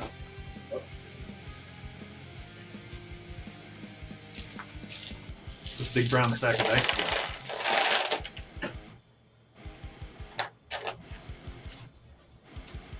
For those of you at home, John just dumped an entire bag of dice out on top of his tablet, so That's correct. we're now experiencing some technical difficulties. I'm not happy. These are yours. Yeah, and so you need something on your tablet. Yeah, that's fine. All right. That's going to be 10, 18, 21, 25 damage to the 2 that failed. And 12, 13 damage to the one that did not fail. No, so 2. Yeah, that's right. You're right. Yeah. So 2 failed, 1 succeeded. Yes. it's 12. Okay. Can I get in their full action before we roll for initiative? No. No, well. I It doesn't forget- really ask. Sometimes it Did does. you get your 5 temporary? Don't you get rile up 5 the temporary DM. hit points, I will add them right now. and those temporary hit points come back at the Start of each turn. start of. How it's far my did I turn. fall? Oh, start of each. Oh, it wasn't enough for damage. It was only like 2 feet. From the ship was only 2 feet? Oh no, you fell. I thought that was Curtis.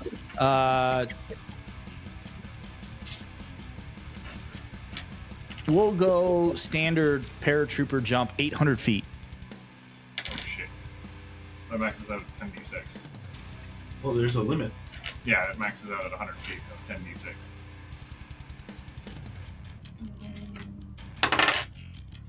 Don't you have? How many I get to monk levels? neutralize 40 points of damage. I'm level 8. So 5 Well, times. it's a roll. Right? You only have 8 levels in monk. We're- I knew you multi-class. I didn't realize you took a 3rd fighter level. yeah, so I can get Battlemaster, so I can get Repost and Parry.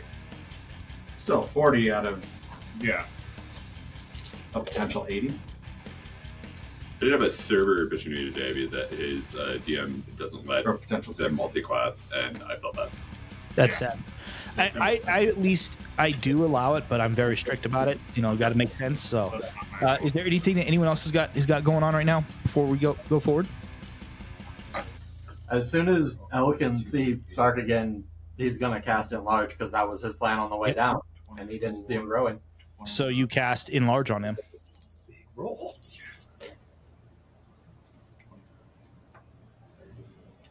So how many spaces does that take up now? 9. 3x3. I am now huge. And I get 2d4 to my damage. Also, hang on, I gotta figure out how much I actually weigh now. What's your initial weight? It's Um, high. It's very high. Very 4120 times 8. There's Sark. Jesus I'm a mech warrior. You weigh almost 17,000 pounds, upwards of 4 metric tons. Just step on them. All right, everybody. So here we go. It's time to. Oh my god. Yes!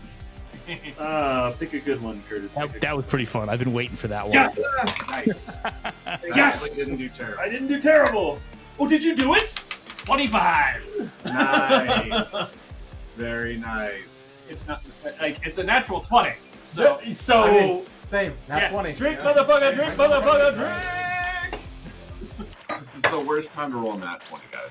No, it's not. No. It's kind of Not awesome. for Sark. I get to drink. I want to go first.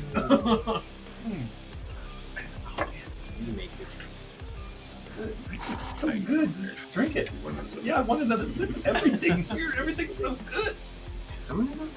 I think the snozberries taste like snozberries. Proficient in dexterity.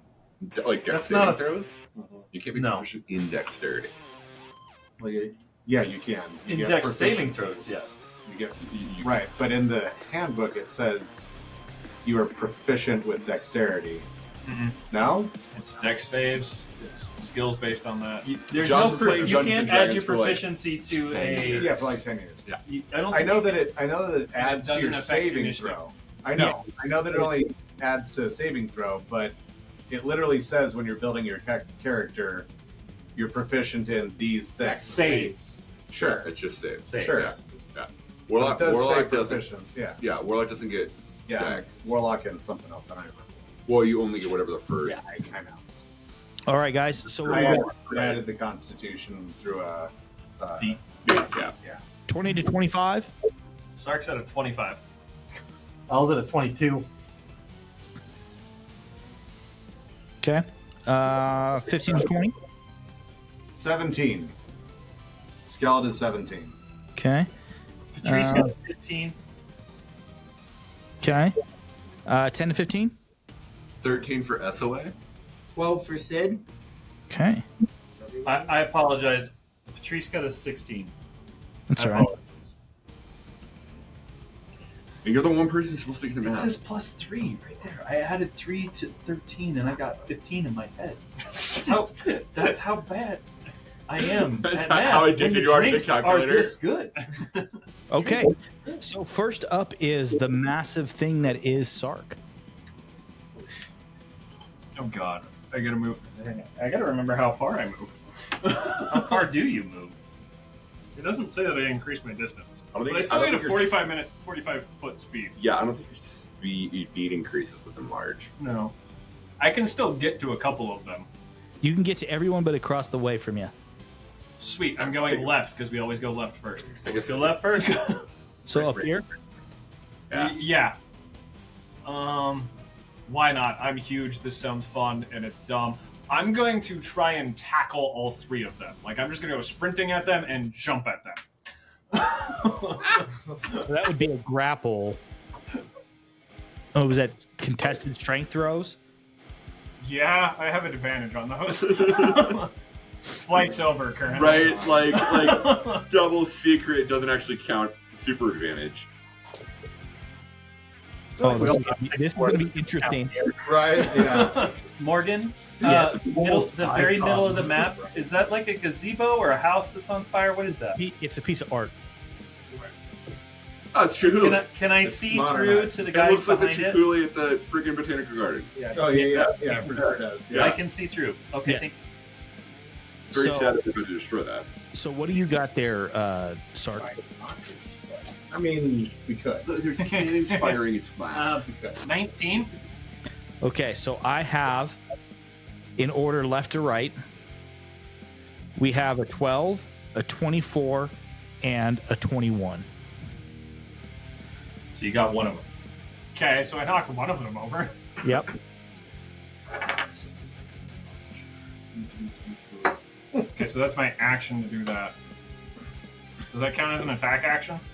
Well, I mean, attack is an action. Yes. Does So what you I use do your count? action for that.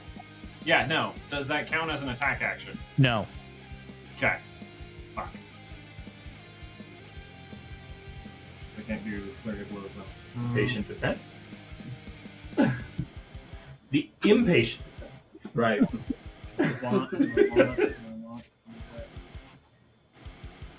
Yeah, I will patient defense and blow a key point to potion patient defense Okay. and hope the one guy is hurt after 6 tons of stuff hit him in the side. Right.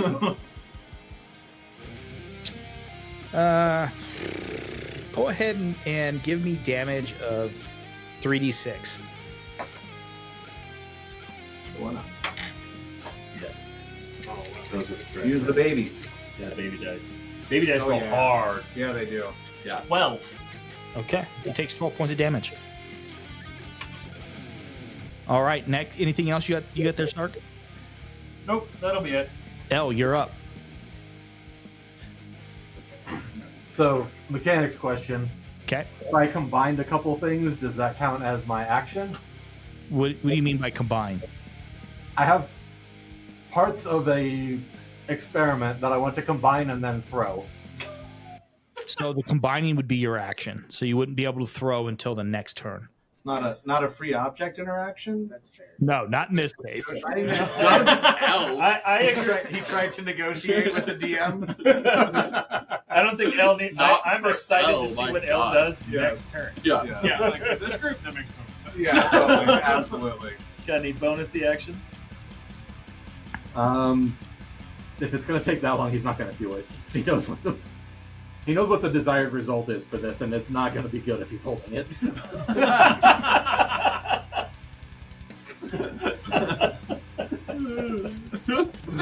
Maybe I shouldn't do it when I'm holding it, and then he does something different. Yeah. And then, so I'm also going to have you roll a D100 to see if you can successfully combine it without it blowing up in your face. If he's aware that he's not going to be able to combine it and then throw it instantly, he's not going to start combining them. Okay, I'll give you that then. Anything else you want to do? Let me check range. Mm-hmm. 1, 2, Oh, we are missing somebody here. Warrior runs across. 10, 14. We don't 14 even straight get anything across. right. He's 14 already times. adding 14 times monsters. 5 No, I think we're is Yeah.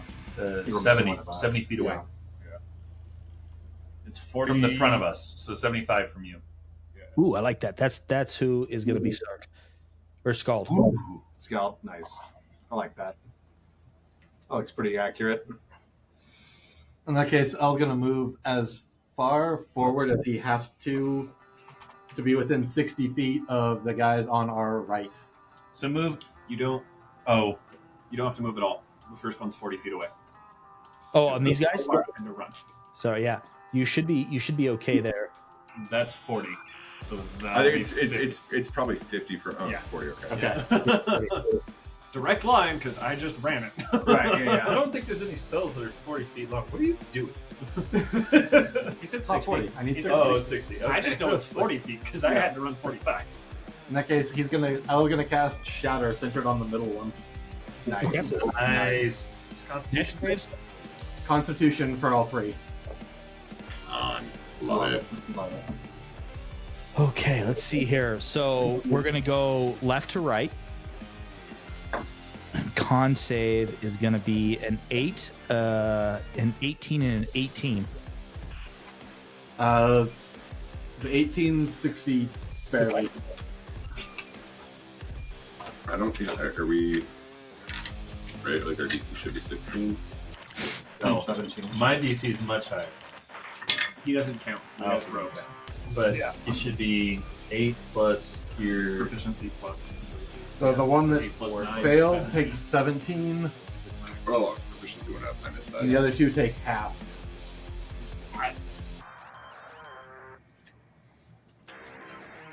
Okay. I didn't. Anything else you got there, L? They are organic, correct? Yes, they all appear to be human. Worth a shot. They're not constructs, right? Yeah. Right? And he says after he shot the spell. Right. That just affects the damage. And Yeah, it'd be double if they were constructs. Yeah. Yeah. my tablet just decided to say "fuck you," so apparently I'm done. Oh boy. That's it for Al. Well, I don't know if I have any bonus actions because because I can't see them. Scald, you're up. Jeez. I'm going to call lightning on the same guy, and his two friends are going to have to roll dex saves along with them. I can do it as an action every turn for 10 minutes. Sounds good. All lightning. Mm-hmm. It's a great spell. So dex saves, I've got an 18, a 12, and an 11. One saves, two fail. Okay. That's going to be 14, 20, 29 damage. Nice. Half would be 14. Yeah. Oh, man. 29. Math. Can I see their eyes from where I'm at? Oh god. Probably not. I believe they're like 75 feet away. All right. That's right. Look at you. Recovering math skills. Yeah. Okay. Anything else, Skald? Well, I do want to note that while I'm doing this, I'm not making any gestures or anything. I'm standing there with my hands on my hips and my blades sheathed, and I'm just staring straight at them with my one eye. Okay. Patrice, you're up next. Patrice is going to cast Web on the group in Plan South there. In where? South, the South group, Okay. Bottom group. So they need to do a dex save, I believe. Okay. Left to right, I've got a 19, a 16, and a 14. My DC is 19, so the one saves. I believe it's. Yep. Yep. So the other two should be stuck as fuck. What does that do? So I'm gonna put it where it's kind of geared towards us. It hits all four. It's a 20-foot cube. Okay. So it's gonna hit all four of those guys. There's 3. I'm sorry, hit all 3 of those guys and be up and to the left of them a little bit. What does So it do? I'm good. conjure a mass thick, sticky web on a point you choose within range. Fills a 20-foot cube. Web is difficult terrain and it lightly obscures the area. If the web isn't anchored between 2 solid masses such as trees or walls or layered across the floor, conjure web collapse on itself. The spell ends at the start of your next turn if it doesn't anchor. So all it does is create difficult terrain. It creates difficult terrain, and then Are they restrained? The failed ones are. Yeah. a dexterity throw. On a failed save, the creature is restrained for as long as it remains in the web until it breaks free. A creature restrained by the webs can use its action to use a strength check against my DC, which is 19. If it succeeds, it's no longer restrained. Okay, thank you. What are we? 11. 11. And then Patrice is going to. Did you take any damage? You haven't done it yet. Not described. I didn't finish rolling. Okay. Patrice is good. He's concentrating. All right, next up is SOA. I would like to move. How far forward is 30 feet get me? Right there. Okay, 25 feet. One forward for that. Right there. Yeah. Okay. So I'm gonna move there, and then I'm going to cast Mirror Image on myself, and then give everyone the like Neo. But like as part of the mirror image, right? Like the mirrors are doing it, facing like directed to all 3 groups. Is that a concentration? Oh, heroism is. Mirror image isn't. It just Yeah. happens. One second. If I can find more. So much concentration on this table right now. So much concentration. There may not be another one because I think it disassembled that one. And they're all That's all right. Morgan. They're all in my space. Oh, okay. So, yeah. It's just it's when I got to roll for stuff when you attack me. All right, anything else?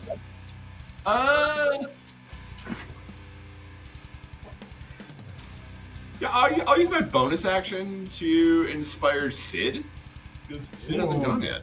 So Oh, good idea. All right, Sid, you're up. All right. pure inspiration. Sid's going to. Can I make it to? Oh man.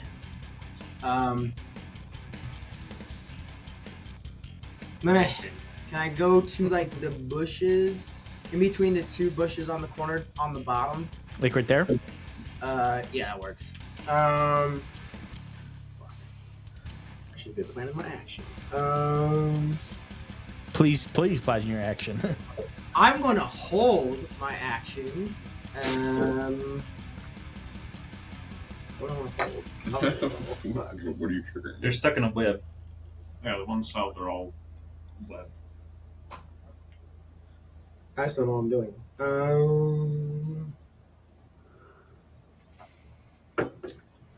Just go straight signature and just light them up with acid. It's Yeah. always a good choice. Acid spray the fuck out of them.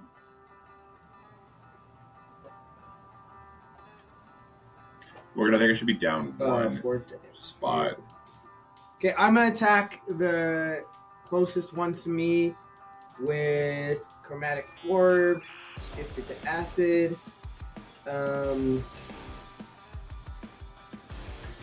approve of this choice. Don't forget your inspiration. Attack spell. I'm inspired. That is plenty to hit. That's like a 27. Okay, that hits. Right. Right. Yeah.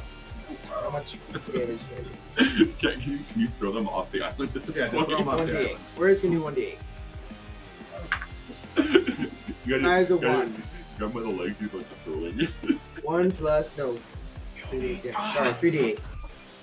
1, 4, 11 plus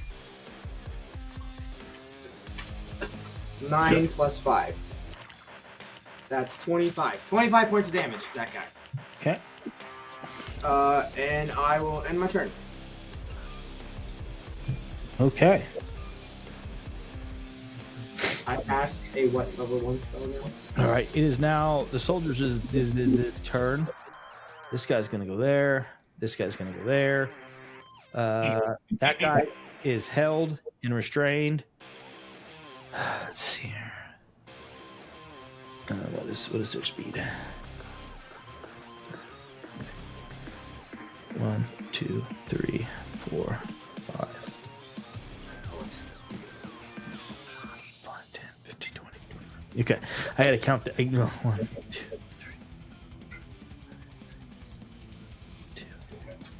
3. Okay, and then these guys can go. This guy can go 3, 2, Are the 3. ones on the bottom help? All but one. Only 2 of them are. That guy succeeded, and these guys can't go anywhere. Gotcha. So those guys' turn is they're gonna make strength saving throws to see if they can do things. Oh, they failed miserably. I'm not even gonna fucking tell that number because it's embarrassing. What do I need? 2d6. I've got that. All right. So we are gonna work You go. top to bottom here. They're gonna make two. They're all at disadvantage. Why? Patient defense. Okay, thank you. That was the right choice. I mean, there's 2 things there to hit. Yeah, that is not good. That is an 11. A 17. Nope. A 19. Nope. Okay, next guy. Just so you guys know, let's see if I can get this to show. This is what I rolled. Back up.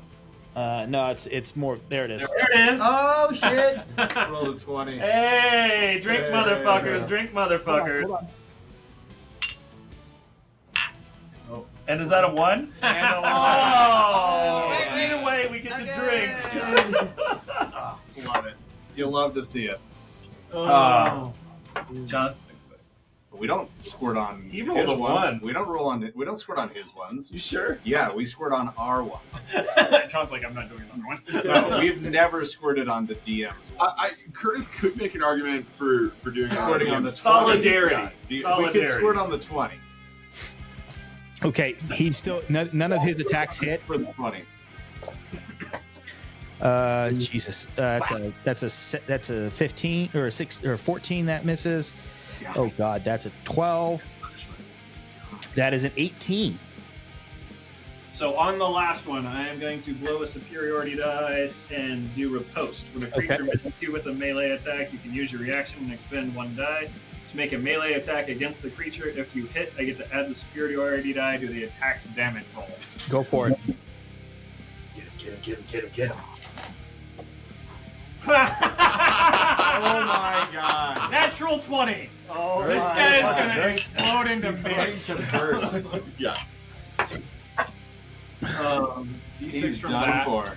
D8 from superiority. 2 D4s from being enlarged twice. Yes.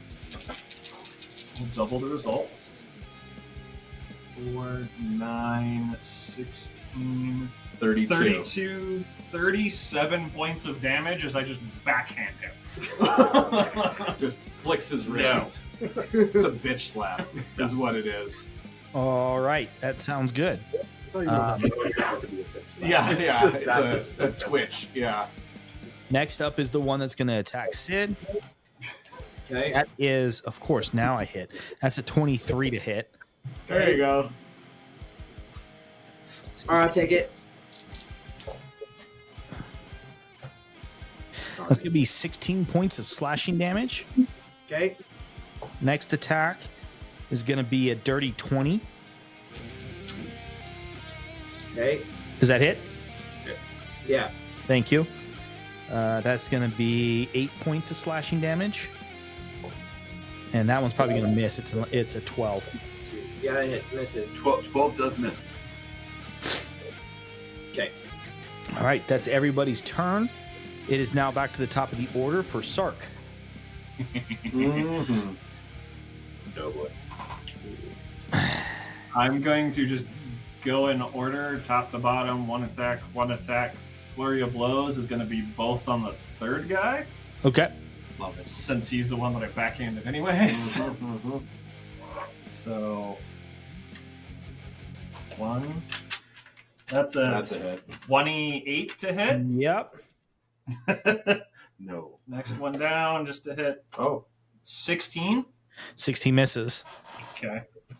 Next two. 20 and 23 on the last guy. They both hit. Okay. So you rolled 3 times. Yeah, I just have to remember how much damage to do.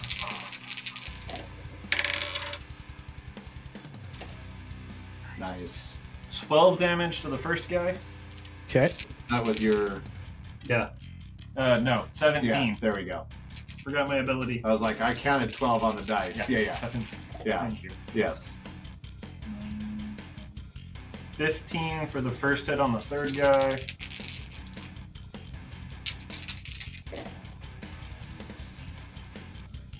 $14 for the second. On the third guy. Yep. Hold on real quick. Don't forget, you can mix your maneuvers in as well, I believe. I have disarming, parry, and opposed. So Gotcha. 2 of them are reaction based. Great. Well, that guy is gone. You just took like 70 damage in Yeah. one round. In one round, yeah. Go away. I got fucked up. I got stomped. All right. Anything else, Sark? Oh, you got a whole bunch right there. There's also a gray bag with more of them. Anything else for you? I'm going. Yeah, I'll make the guy do that. I will move around to move out of the top guy's range. The top guy's the one you're holding. I'm on. That's fine. I'll move.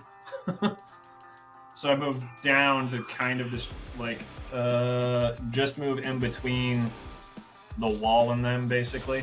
Like that? Not that far. I'm not breaking. I'm just rotating around the middle, that former middle guy. Like that? Like one more to the right. Yeah, one more to the right and should be good. Yep, This guy's coming with you. that's fine. I just You don't drag him even with need my to roll foot. for it. You're so fucking big. He's not resisting. Yeah, he's He's like, I have no choice. He can try a strength 16,000 strength check to pounds get move, out, and you're but like, yeah. Yeah. Nope. All right, I guess I'm going for a ride. All right, Elle, you're up.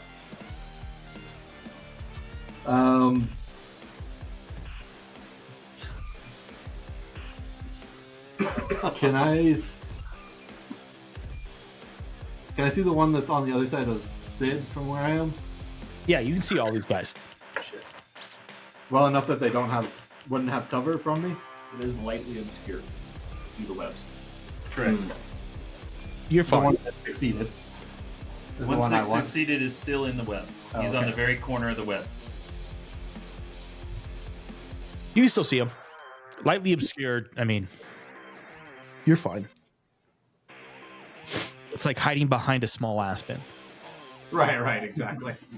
There's a tree here. Are you technically behind a tree? Yes. Is it doing much? Not really. Unless you're an elf, no. Yeah.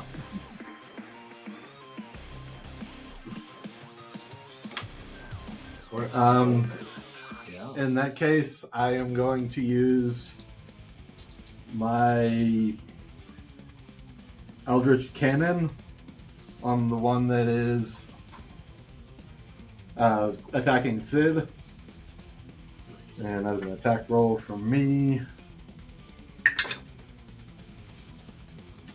Not a good one. You have advantage. I'll go ahead and advantage. Why? He gave everyone advantage. Yeah, you have Oh, inspiration. you could use that here, yes. You have to use it before, right?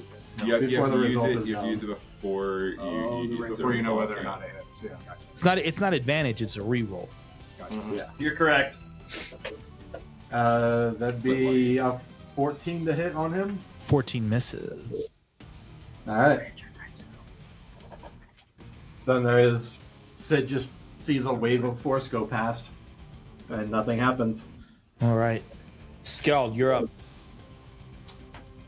I'm gonna call lightning on the two guys on the bottom of the statue.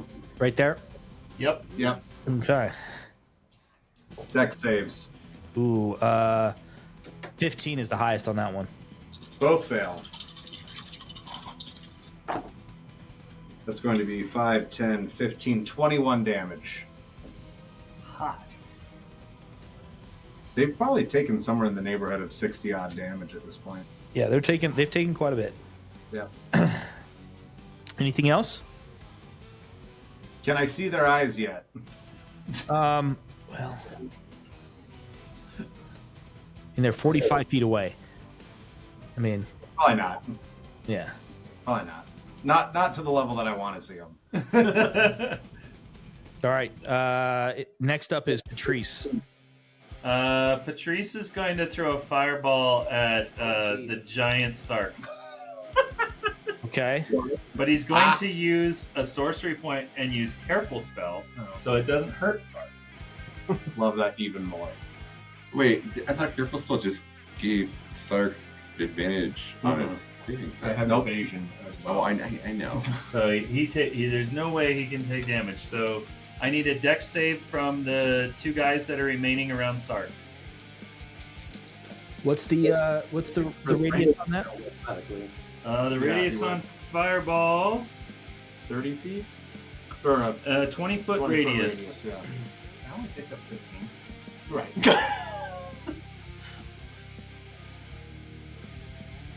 Okay. So there are 3. So fucking big. I didn't know what he was measuring, It's but he was so big. measuring us away. Yeah, he was like, fuck it, Curtis said this. I'm hitting that Well with done, Fireball. well done, Morgan.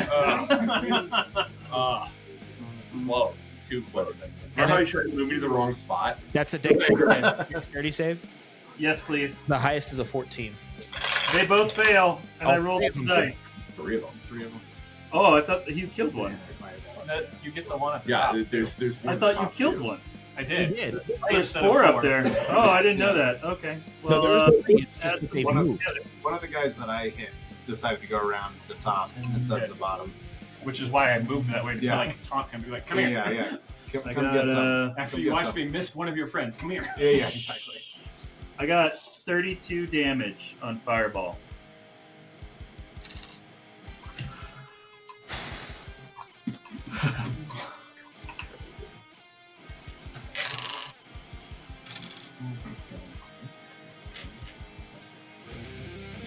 Okay. And Patrice is good with that. All right. Literally standing like this. Relax. Next is SOA. Can you move me to the this top group on the bottom half of that art piece? Right here? Yeah, perfect. Okay. All right, and I'm gonna attack him. Yay! That's not. Oh, That is a 19 to hit. 19 hits. All right, perfect. I'll use Bardic Inspiration to do Defensive Flourish. Oh, nice.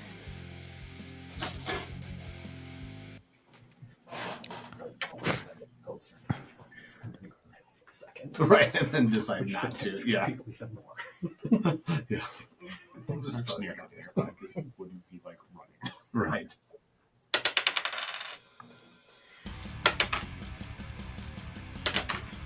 Hot to get. Okay, so that is 15, 22 points of piercing damage, or slashing damage, actually. Yeah. So yeah, he's struggling right now. Okay, and I need a Constitution saving throw.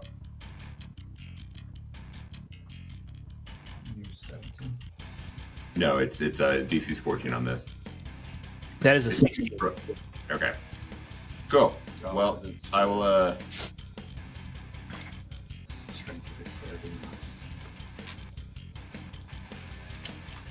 Make my next attack.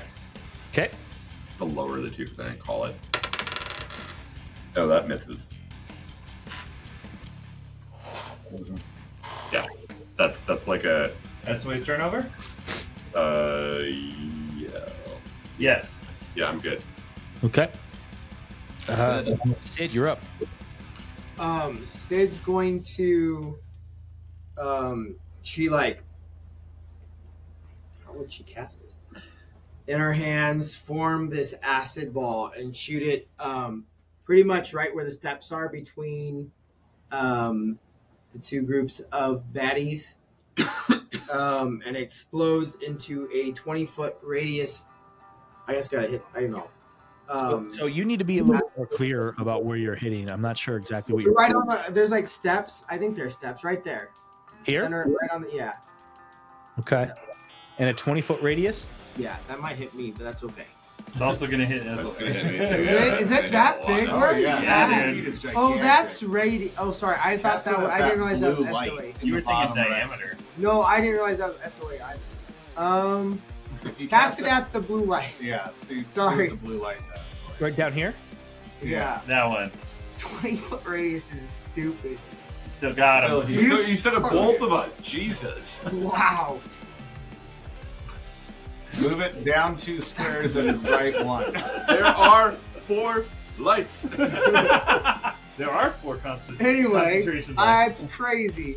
I don't think you can avoid hitting. You can do it right there. That's fine. Just do those. You'd get 4 of them. You wouldn't 4. get the guy. in That's front. fine. Yep. Do those 4. That's a great cast. Sorry, that's ridiculous. I thought that was another baddie, not SOA. I wasn't paying attention. 20 radius is huge. It's gigantic. Stupid. What do they need? So dex save of on all of them of 17.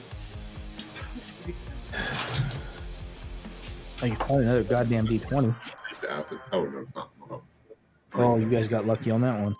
I got a 19, Okay. a Save. 15, a 10, and an 8. Okay, so the first saves, everyone else fails. So it's 10d4 for the guys that fail. That's 2, 8, 10. I got you. 10.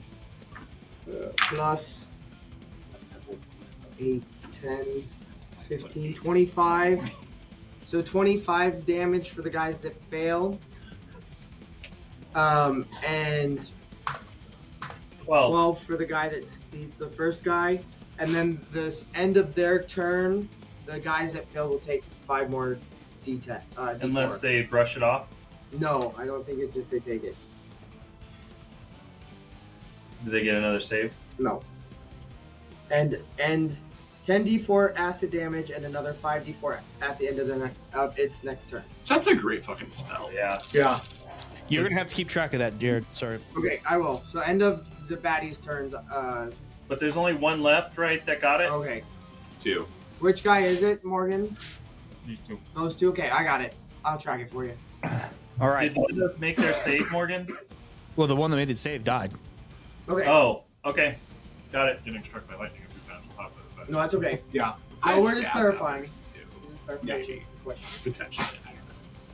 I stepped somebody. Okay, I remember. All right. Top to bottom here. The top one is going to make attacks, 3 attacks on Sark. All right. I have a 26, a 15, and a dirty 20. 1 hit. The 26 hits. Okay. So you take 15 points of slashing damage. The one you're holding is going to make 3 attacks on you. And that is a 12, a 17, and a 28. 28 hits. And then you're going to take 13 points of slashing damage. And then the one here at the bottom at the top of this guy here is going to make his 3 attacks on you since he's in melee range. Nice. That's going to be a 26, a 25, and a dirty 20. The first 2 hit. 11. That's going to be a 16 slashing.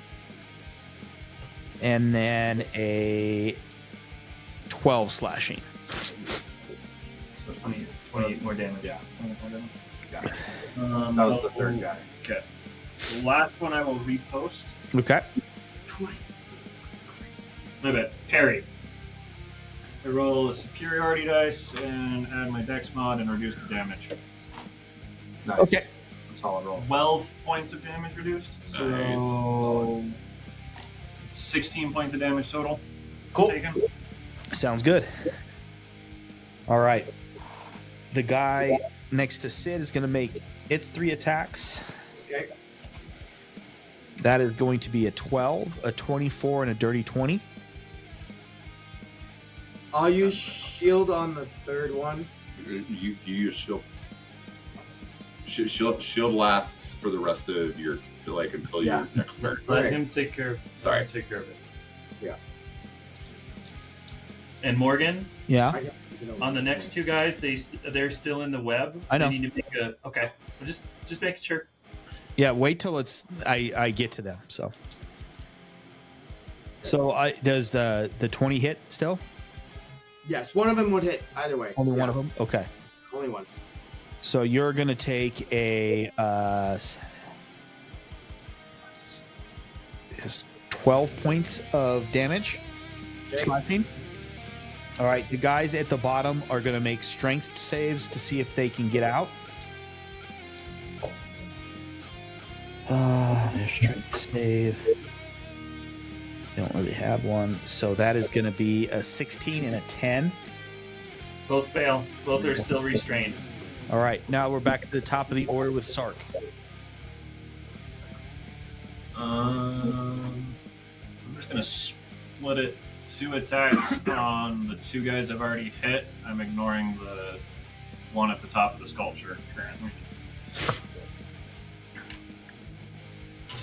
First guy, the 2 attacks. Oh, it was all about. Oh, really? That was all the baddies. Sorry. Was that all the baddies, That was Morgan? all the baddies, yeah.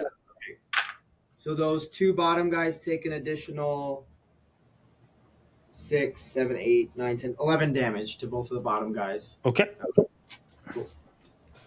I'm gonna miss on one of them. It's a 14 and a 27 to hit the topmost guy. The 27 hits. We'll just roll that.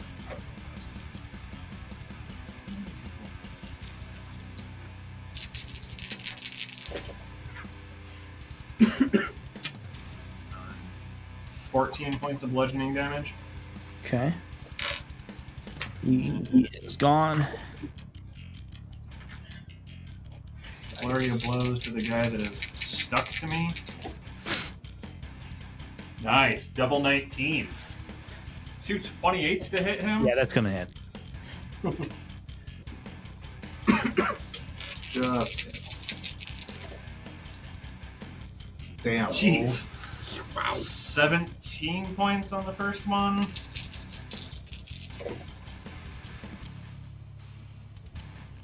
And 13 points on the second one. He dead.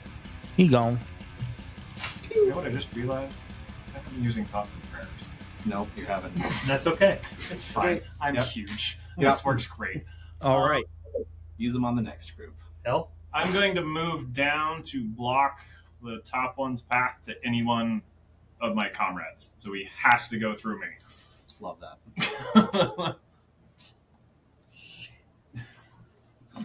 All right, Al. Hi, buddy.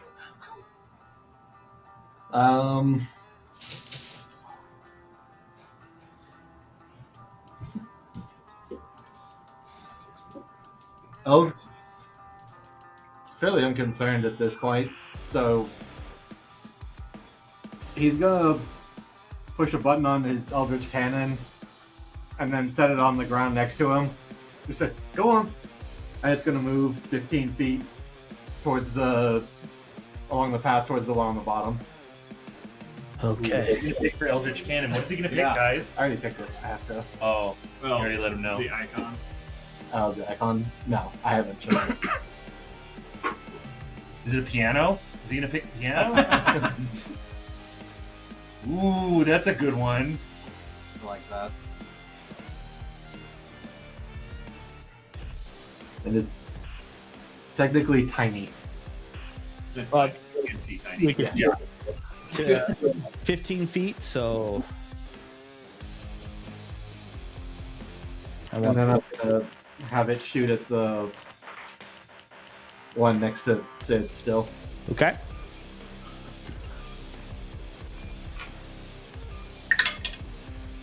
Oh, That's a nat one.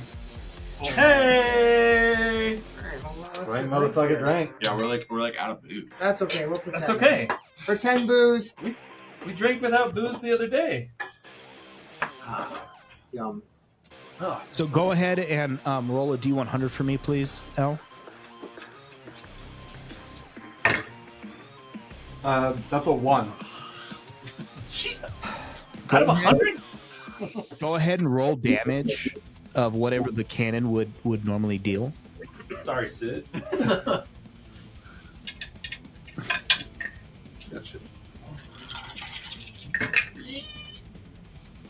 At least those are low too. That's 9 damage. It And takes whatever it hits is pushed It 5 takes 9 feet damage. directly away from the cannon. So I go into him. You're not going anywhere because you would hit you bounce off of the soldier. So you take 9 points of damage. You stay where you're at only because as you get pushed, you bounce off the armor of the soldier that's fighting you. Okay. Oh shit. Anything else, L? Watching that, he's just gonna look down at his Eldritch Cannon that's now walking around and going, "Not that one." And that's his turn. Cool. Love it. All right, next up is Skjald. Skjald is going to casually stroll up next to Sid, and on his way there is going to call lightning on the 2 in the web. Okay. That is a 15 and a 14. Both fail.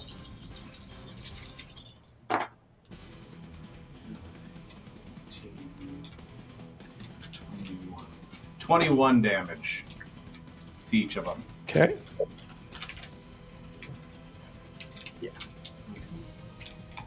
I rolled almost even. Anything else?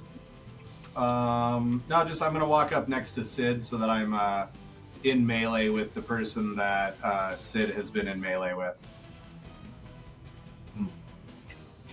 Cool. All right, SOA. Or no, sorry, Patrice.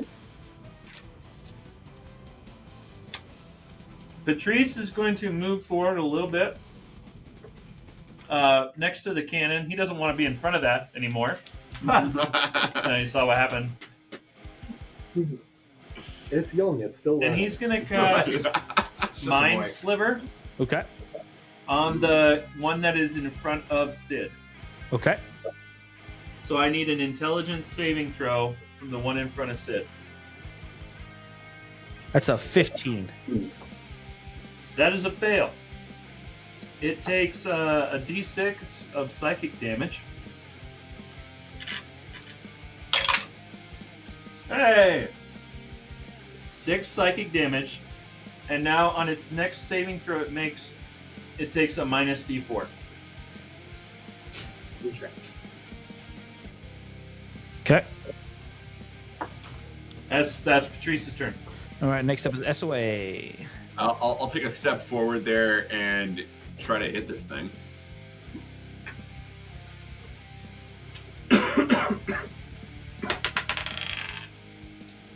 Yeah, that's a 24 That hits. to hit.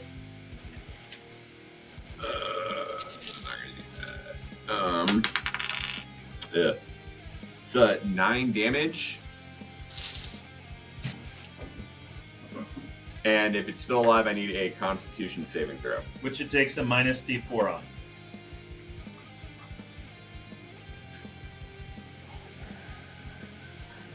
How much damage is this thing taking?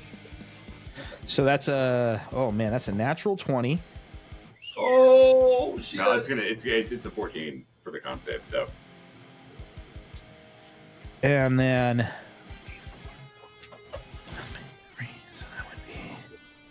Morgan's rolling really Morgan tonight. 4. So it's a 16. It still saves.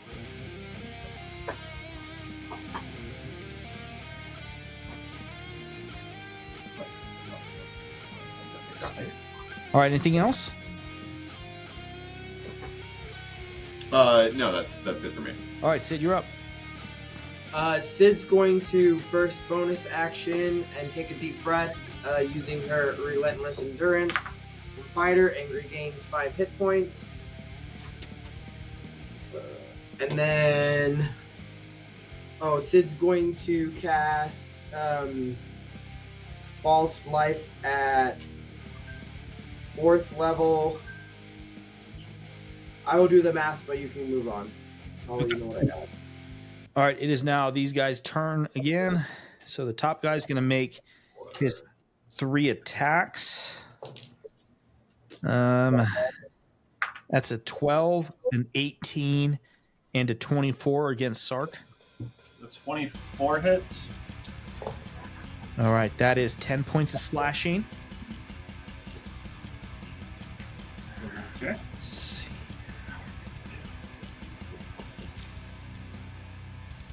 All right, the guy that is surrounded is going to take a swing at SOA with his 3 attacks, and it's going to be a 28, a 16, and a 19. I'll cast shield. So the 28 hits. 28 hits, okay. I was about to say. You're going to take 8 points of slashing damage. Okay, Armor of Agatha's, so it takes 5 cold damage. Okay. And I'm sorry, I missed how much slashing damage did I just do? 8. 8? Okay, perfect. Don't forget you got your temporary hit points. Well, yeah, that was my Armor of Agatha's. Yeah. And now he's still here with him. All right, the two at the bottom. Oh, they failed. They're still stuck. Now back up to the top with Sark. Oh, guys, just finish it. Come on. Mush that guy. 3 Mush him. attacks. I'm only doing 3 attacks on him. Mush him. That's so better. Just mush his face like you do to like a. Oh, I should Those roll were 3 die. terrible. I shouldn't roll 3 die. No. 17 and the other 2 missed. 17 misses. Okay. Just missed. All of them miss. Damn. 3 whiffs. Big whiffer. Yeah. 3 strikes is out. Well, he's not used to being this big. He's not used to being this big. Yeah. It Just was fun. I'm hands up. now slightly disconcerted. Like, All it right, takes now, a lot to move like this. Now, you're up. Sorry, I didn't spend that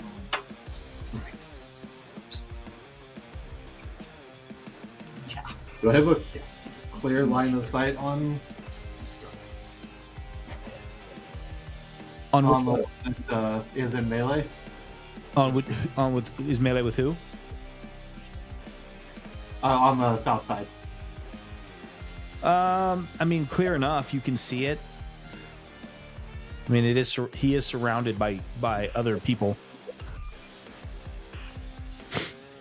What about the ones further down on the back? I'd say you probably have a clearer line of sight on those. In that case, I'm going to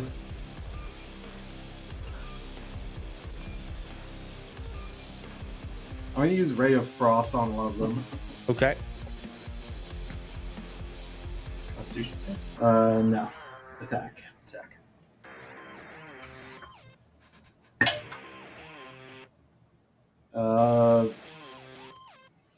That's a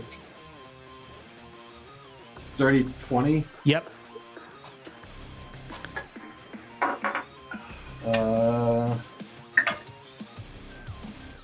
Takes 7 cold damage and its speed is reduced by 10 feet until the start of my next turn. I know it doesn't matter, but But it's there. Just in case he breaks out of the web. We can still move after that. Okay. In already a difficult terrain. Right. Not far. Gald, you're up. How does the guy directly in front of me look right now? He's pretty rough. What about the guy that just got freeze raid? More rough. I look dead in the eyes of this guy in front of me. Does he look scared? No. No? No. These guys are clearly trained. Like, Yeah, they're trained soldiers. I get that. We are wiping his buddies out, but yeah. I call lightning on the other two. okay. Yeah, probably not. 12 is the highest on that one. Nope.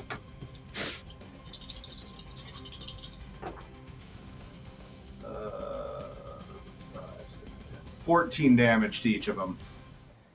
Okay.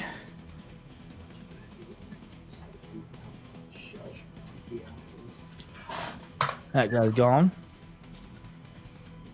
All right. Anything else, Gold? Nope, that's it. Patrice. Patrice is going to cast.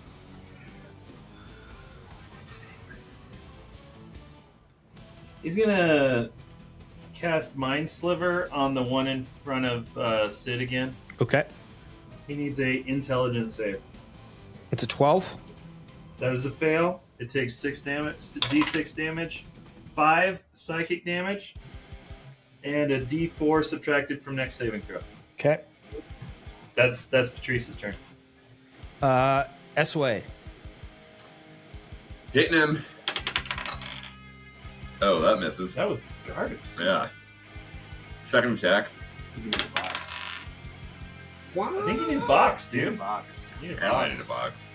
That's That too. You can. Two shitty you can, misses you there. can share my box. You can't do anything right now. Yeah, no, Especially that's when I roll too many d20 at the same time. yeah. Yeah. Oh, that's it. So, Sid, it's all All right. Sid's gonna attack in front. That's it. 15 plus 6 is 21 to hit. That hits.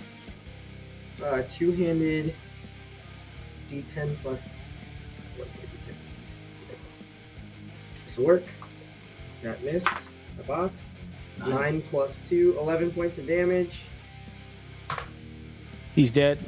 Bye. Okay.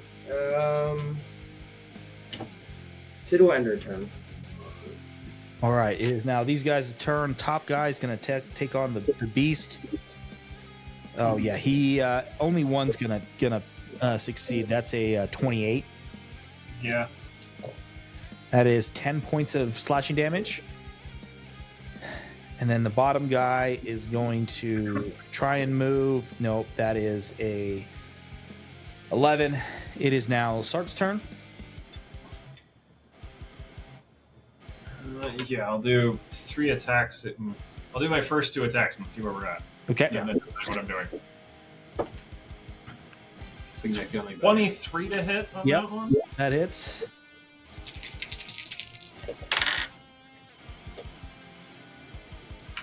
$15 points of bludgeoning damage. Where is he? Oh, yeah, he gone. Splash! Electrocuted him a lot, too. Oh, God. So I'm just gonna stand up and see how far the other one is away and just be like, I'm gonna wipe it off with the art sculpture. Just wipe his hand on the art sculpture. So you can get to him. Face here. I feel like that could count as intimidation. Sark, would you like to move to the guy? How far is he? He's 40 feet. There's the web though. I don't care. He's so tall. He's 16,000 pounds. Yeah. Webs aren't going to do a whole lot to stop I'm me. just pointing out that it's difficult terrain, man. I appreciate you. I'm I put trying- that terrain down for a reason. I'm trying to metagame in Morgan's favor right now. Right. We're all. That's the goal. Help Morgan. Yes. That's fine. All right, I'll do 2 attacks against him. Morgan's like, I just want to be done. Right. Fuck, you missed You both gotta of them, stop dude. rolling 2 at a time. Wow, that The was first 3 at a round I time. did that fine, like 2 at a time. That Okay. is 12 and misses. 14. Nope. He misses. Mm-hmm. Yep. L, I got you're 2. up. Just the one guy left. Is he still restrained? Yep. Cool. He's never made it up. Is he so restrained? Whiff. That's a good one. His I was feet are just- stuck and he's like, ugh. I was gonna reach in, pull out a ball bearing, and use catapult, and he has disadvantage on his dexterity save for it because he's restrained. There you go.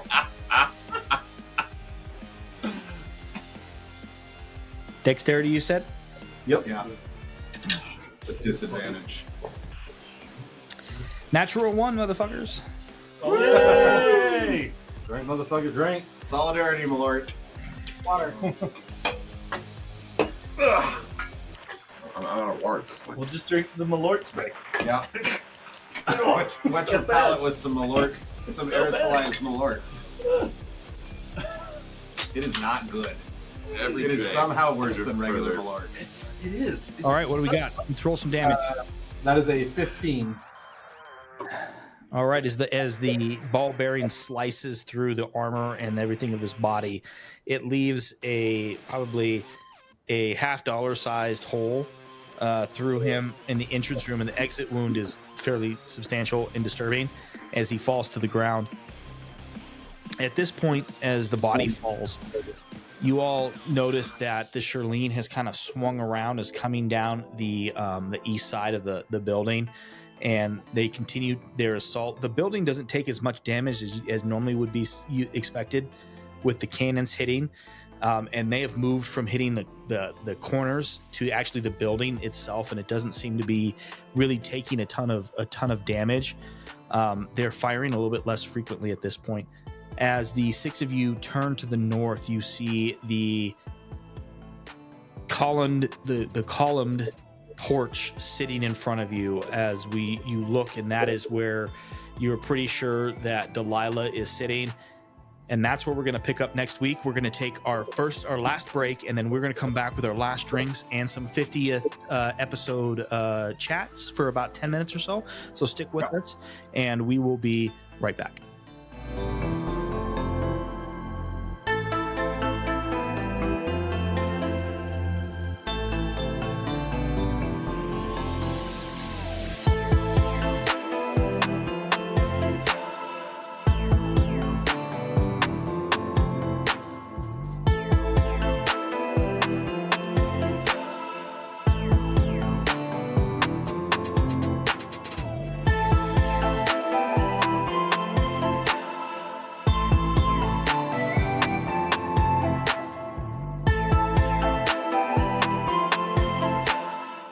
Welcome back, everybody, to Campaigns and Concoctions, where we are all bent and have to wake up early tomorrow.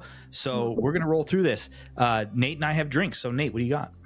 Okay, so I have my for Frangelico's sake again. It is 1 ounce Frangelico, 3/4 of an ounce of Sensei Japanese whiskey, 1/2 ounce of Gargoyle Orange Curacao, 1/4 ounce of Orgeat syrup, 1/4 ounce of lemon juice, and 2 dashes of Cocktail Bitters 1. These cocktail bitters were, yes, chocolate bitters. Good God, I'm not drunk. You're tired. Just You're tired, yeah.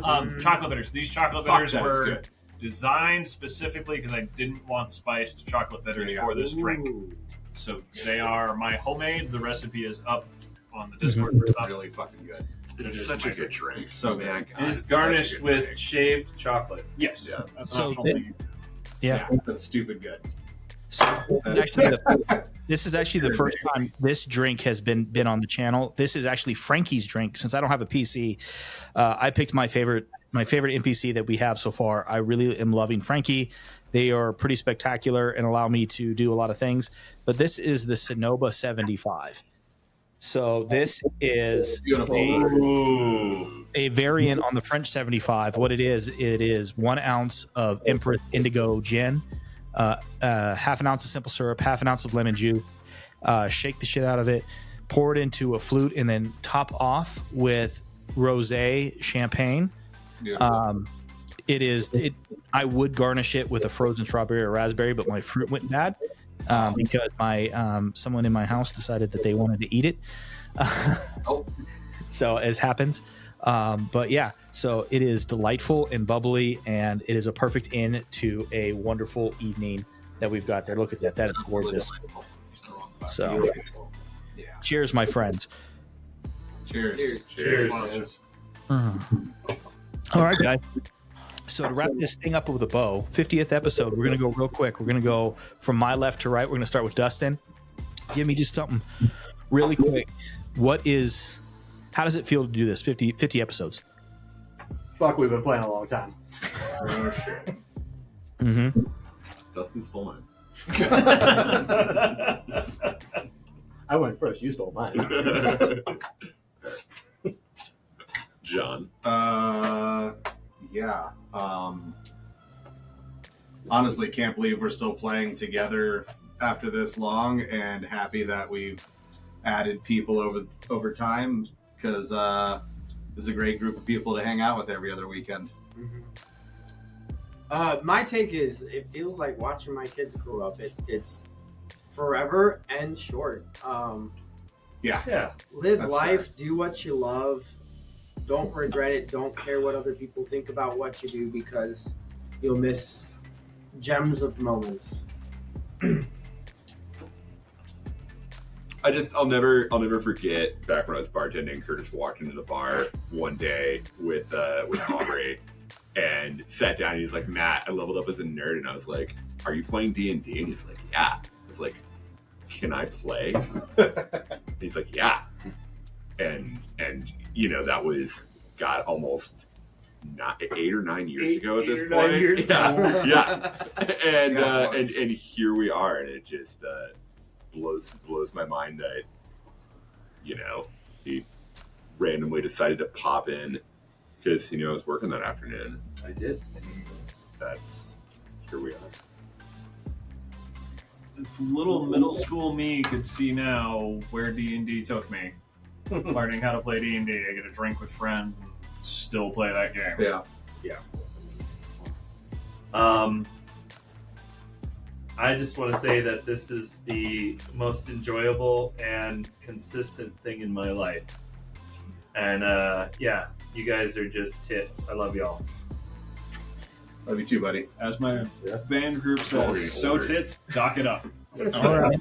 So, having known some of the people at this table for multiple decades and reconnecting with people and being able to tell really cool stories is something that I didn't think I was going to be able to do specifically at this table. I just never thought I was going to DM this group like this, but I'm grateful.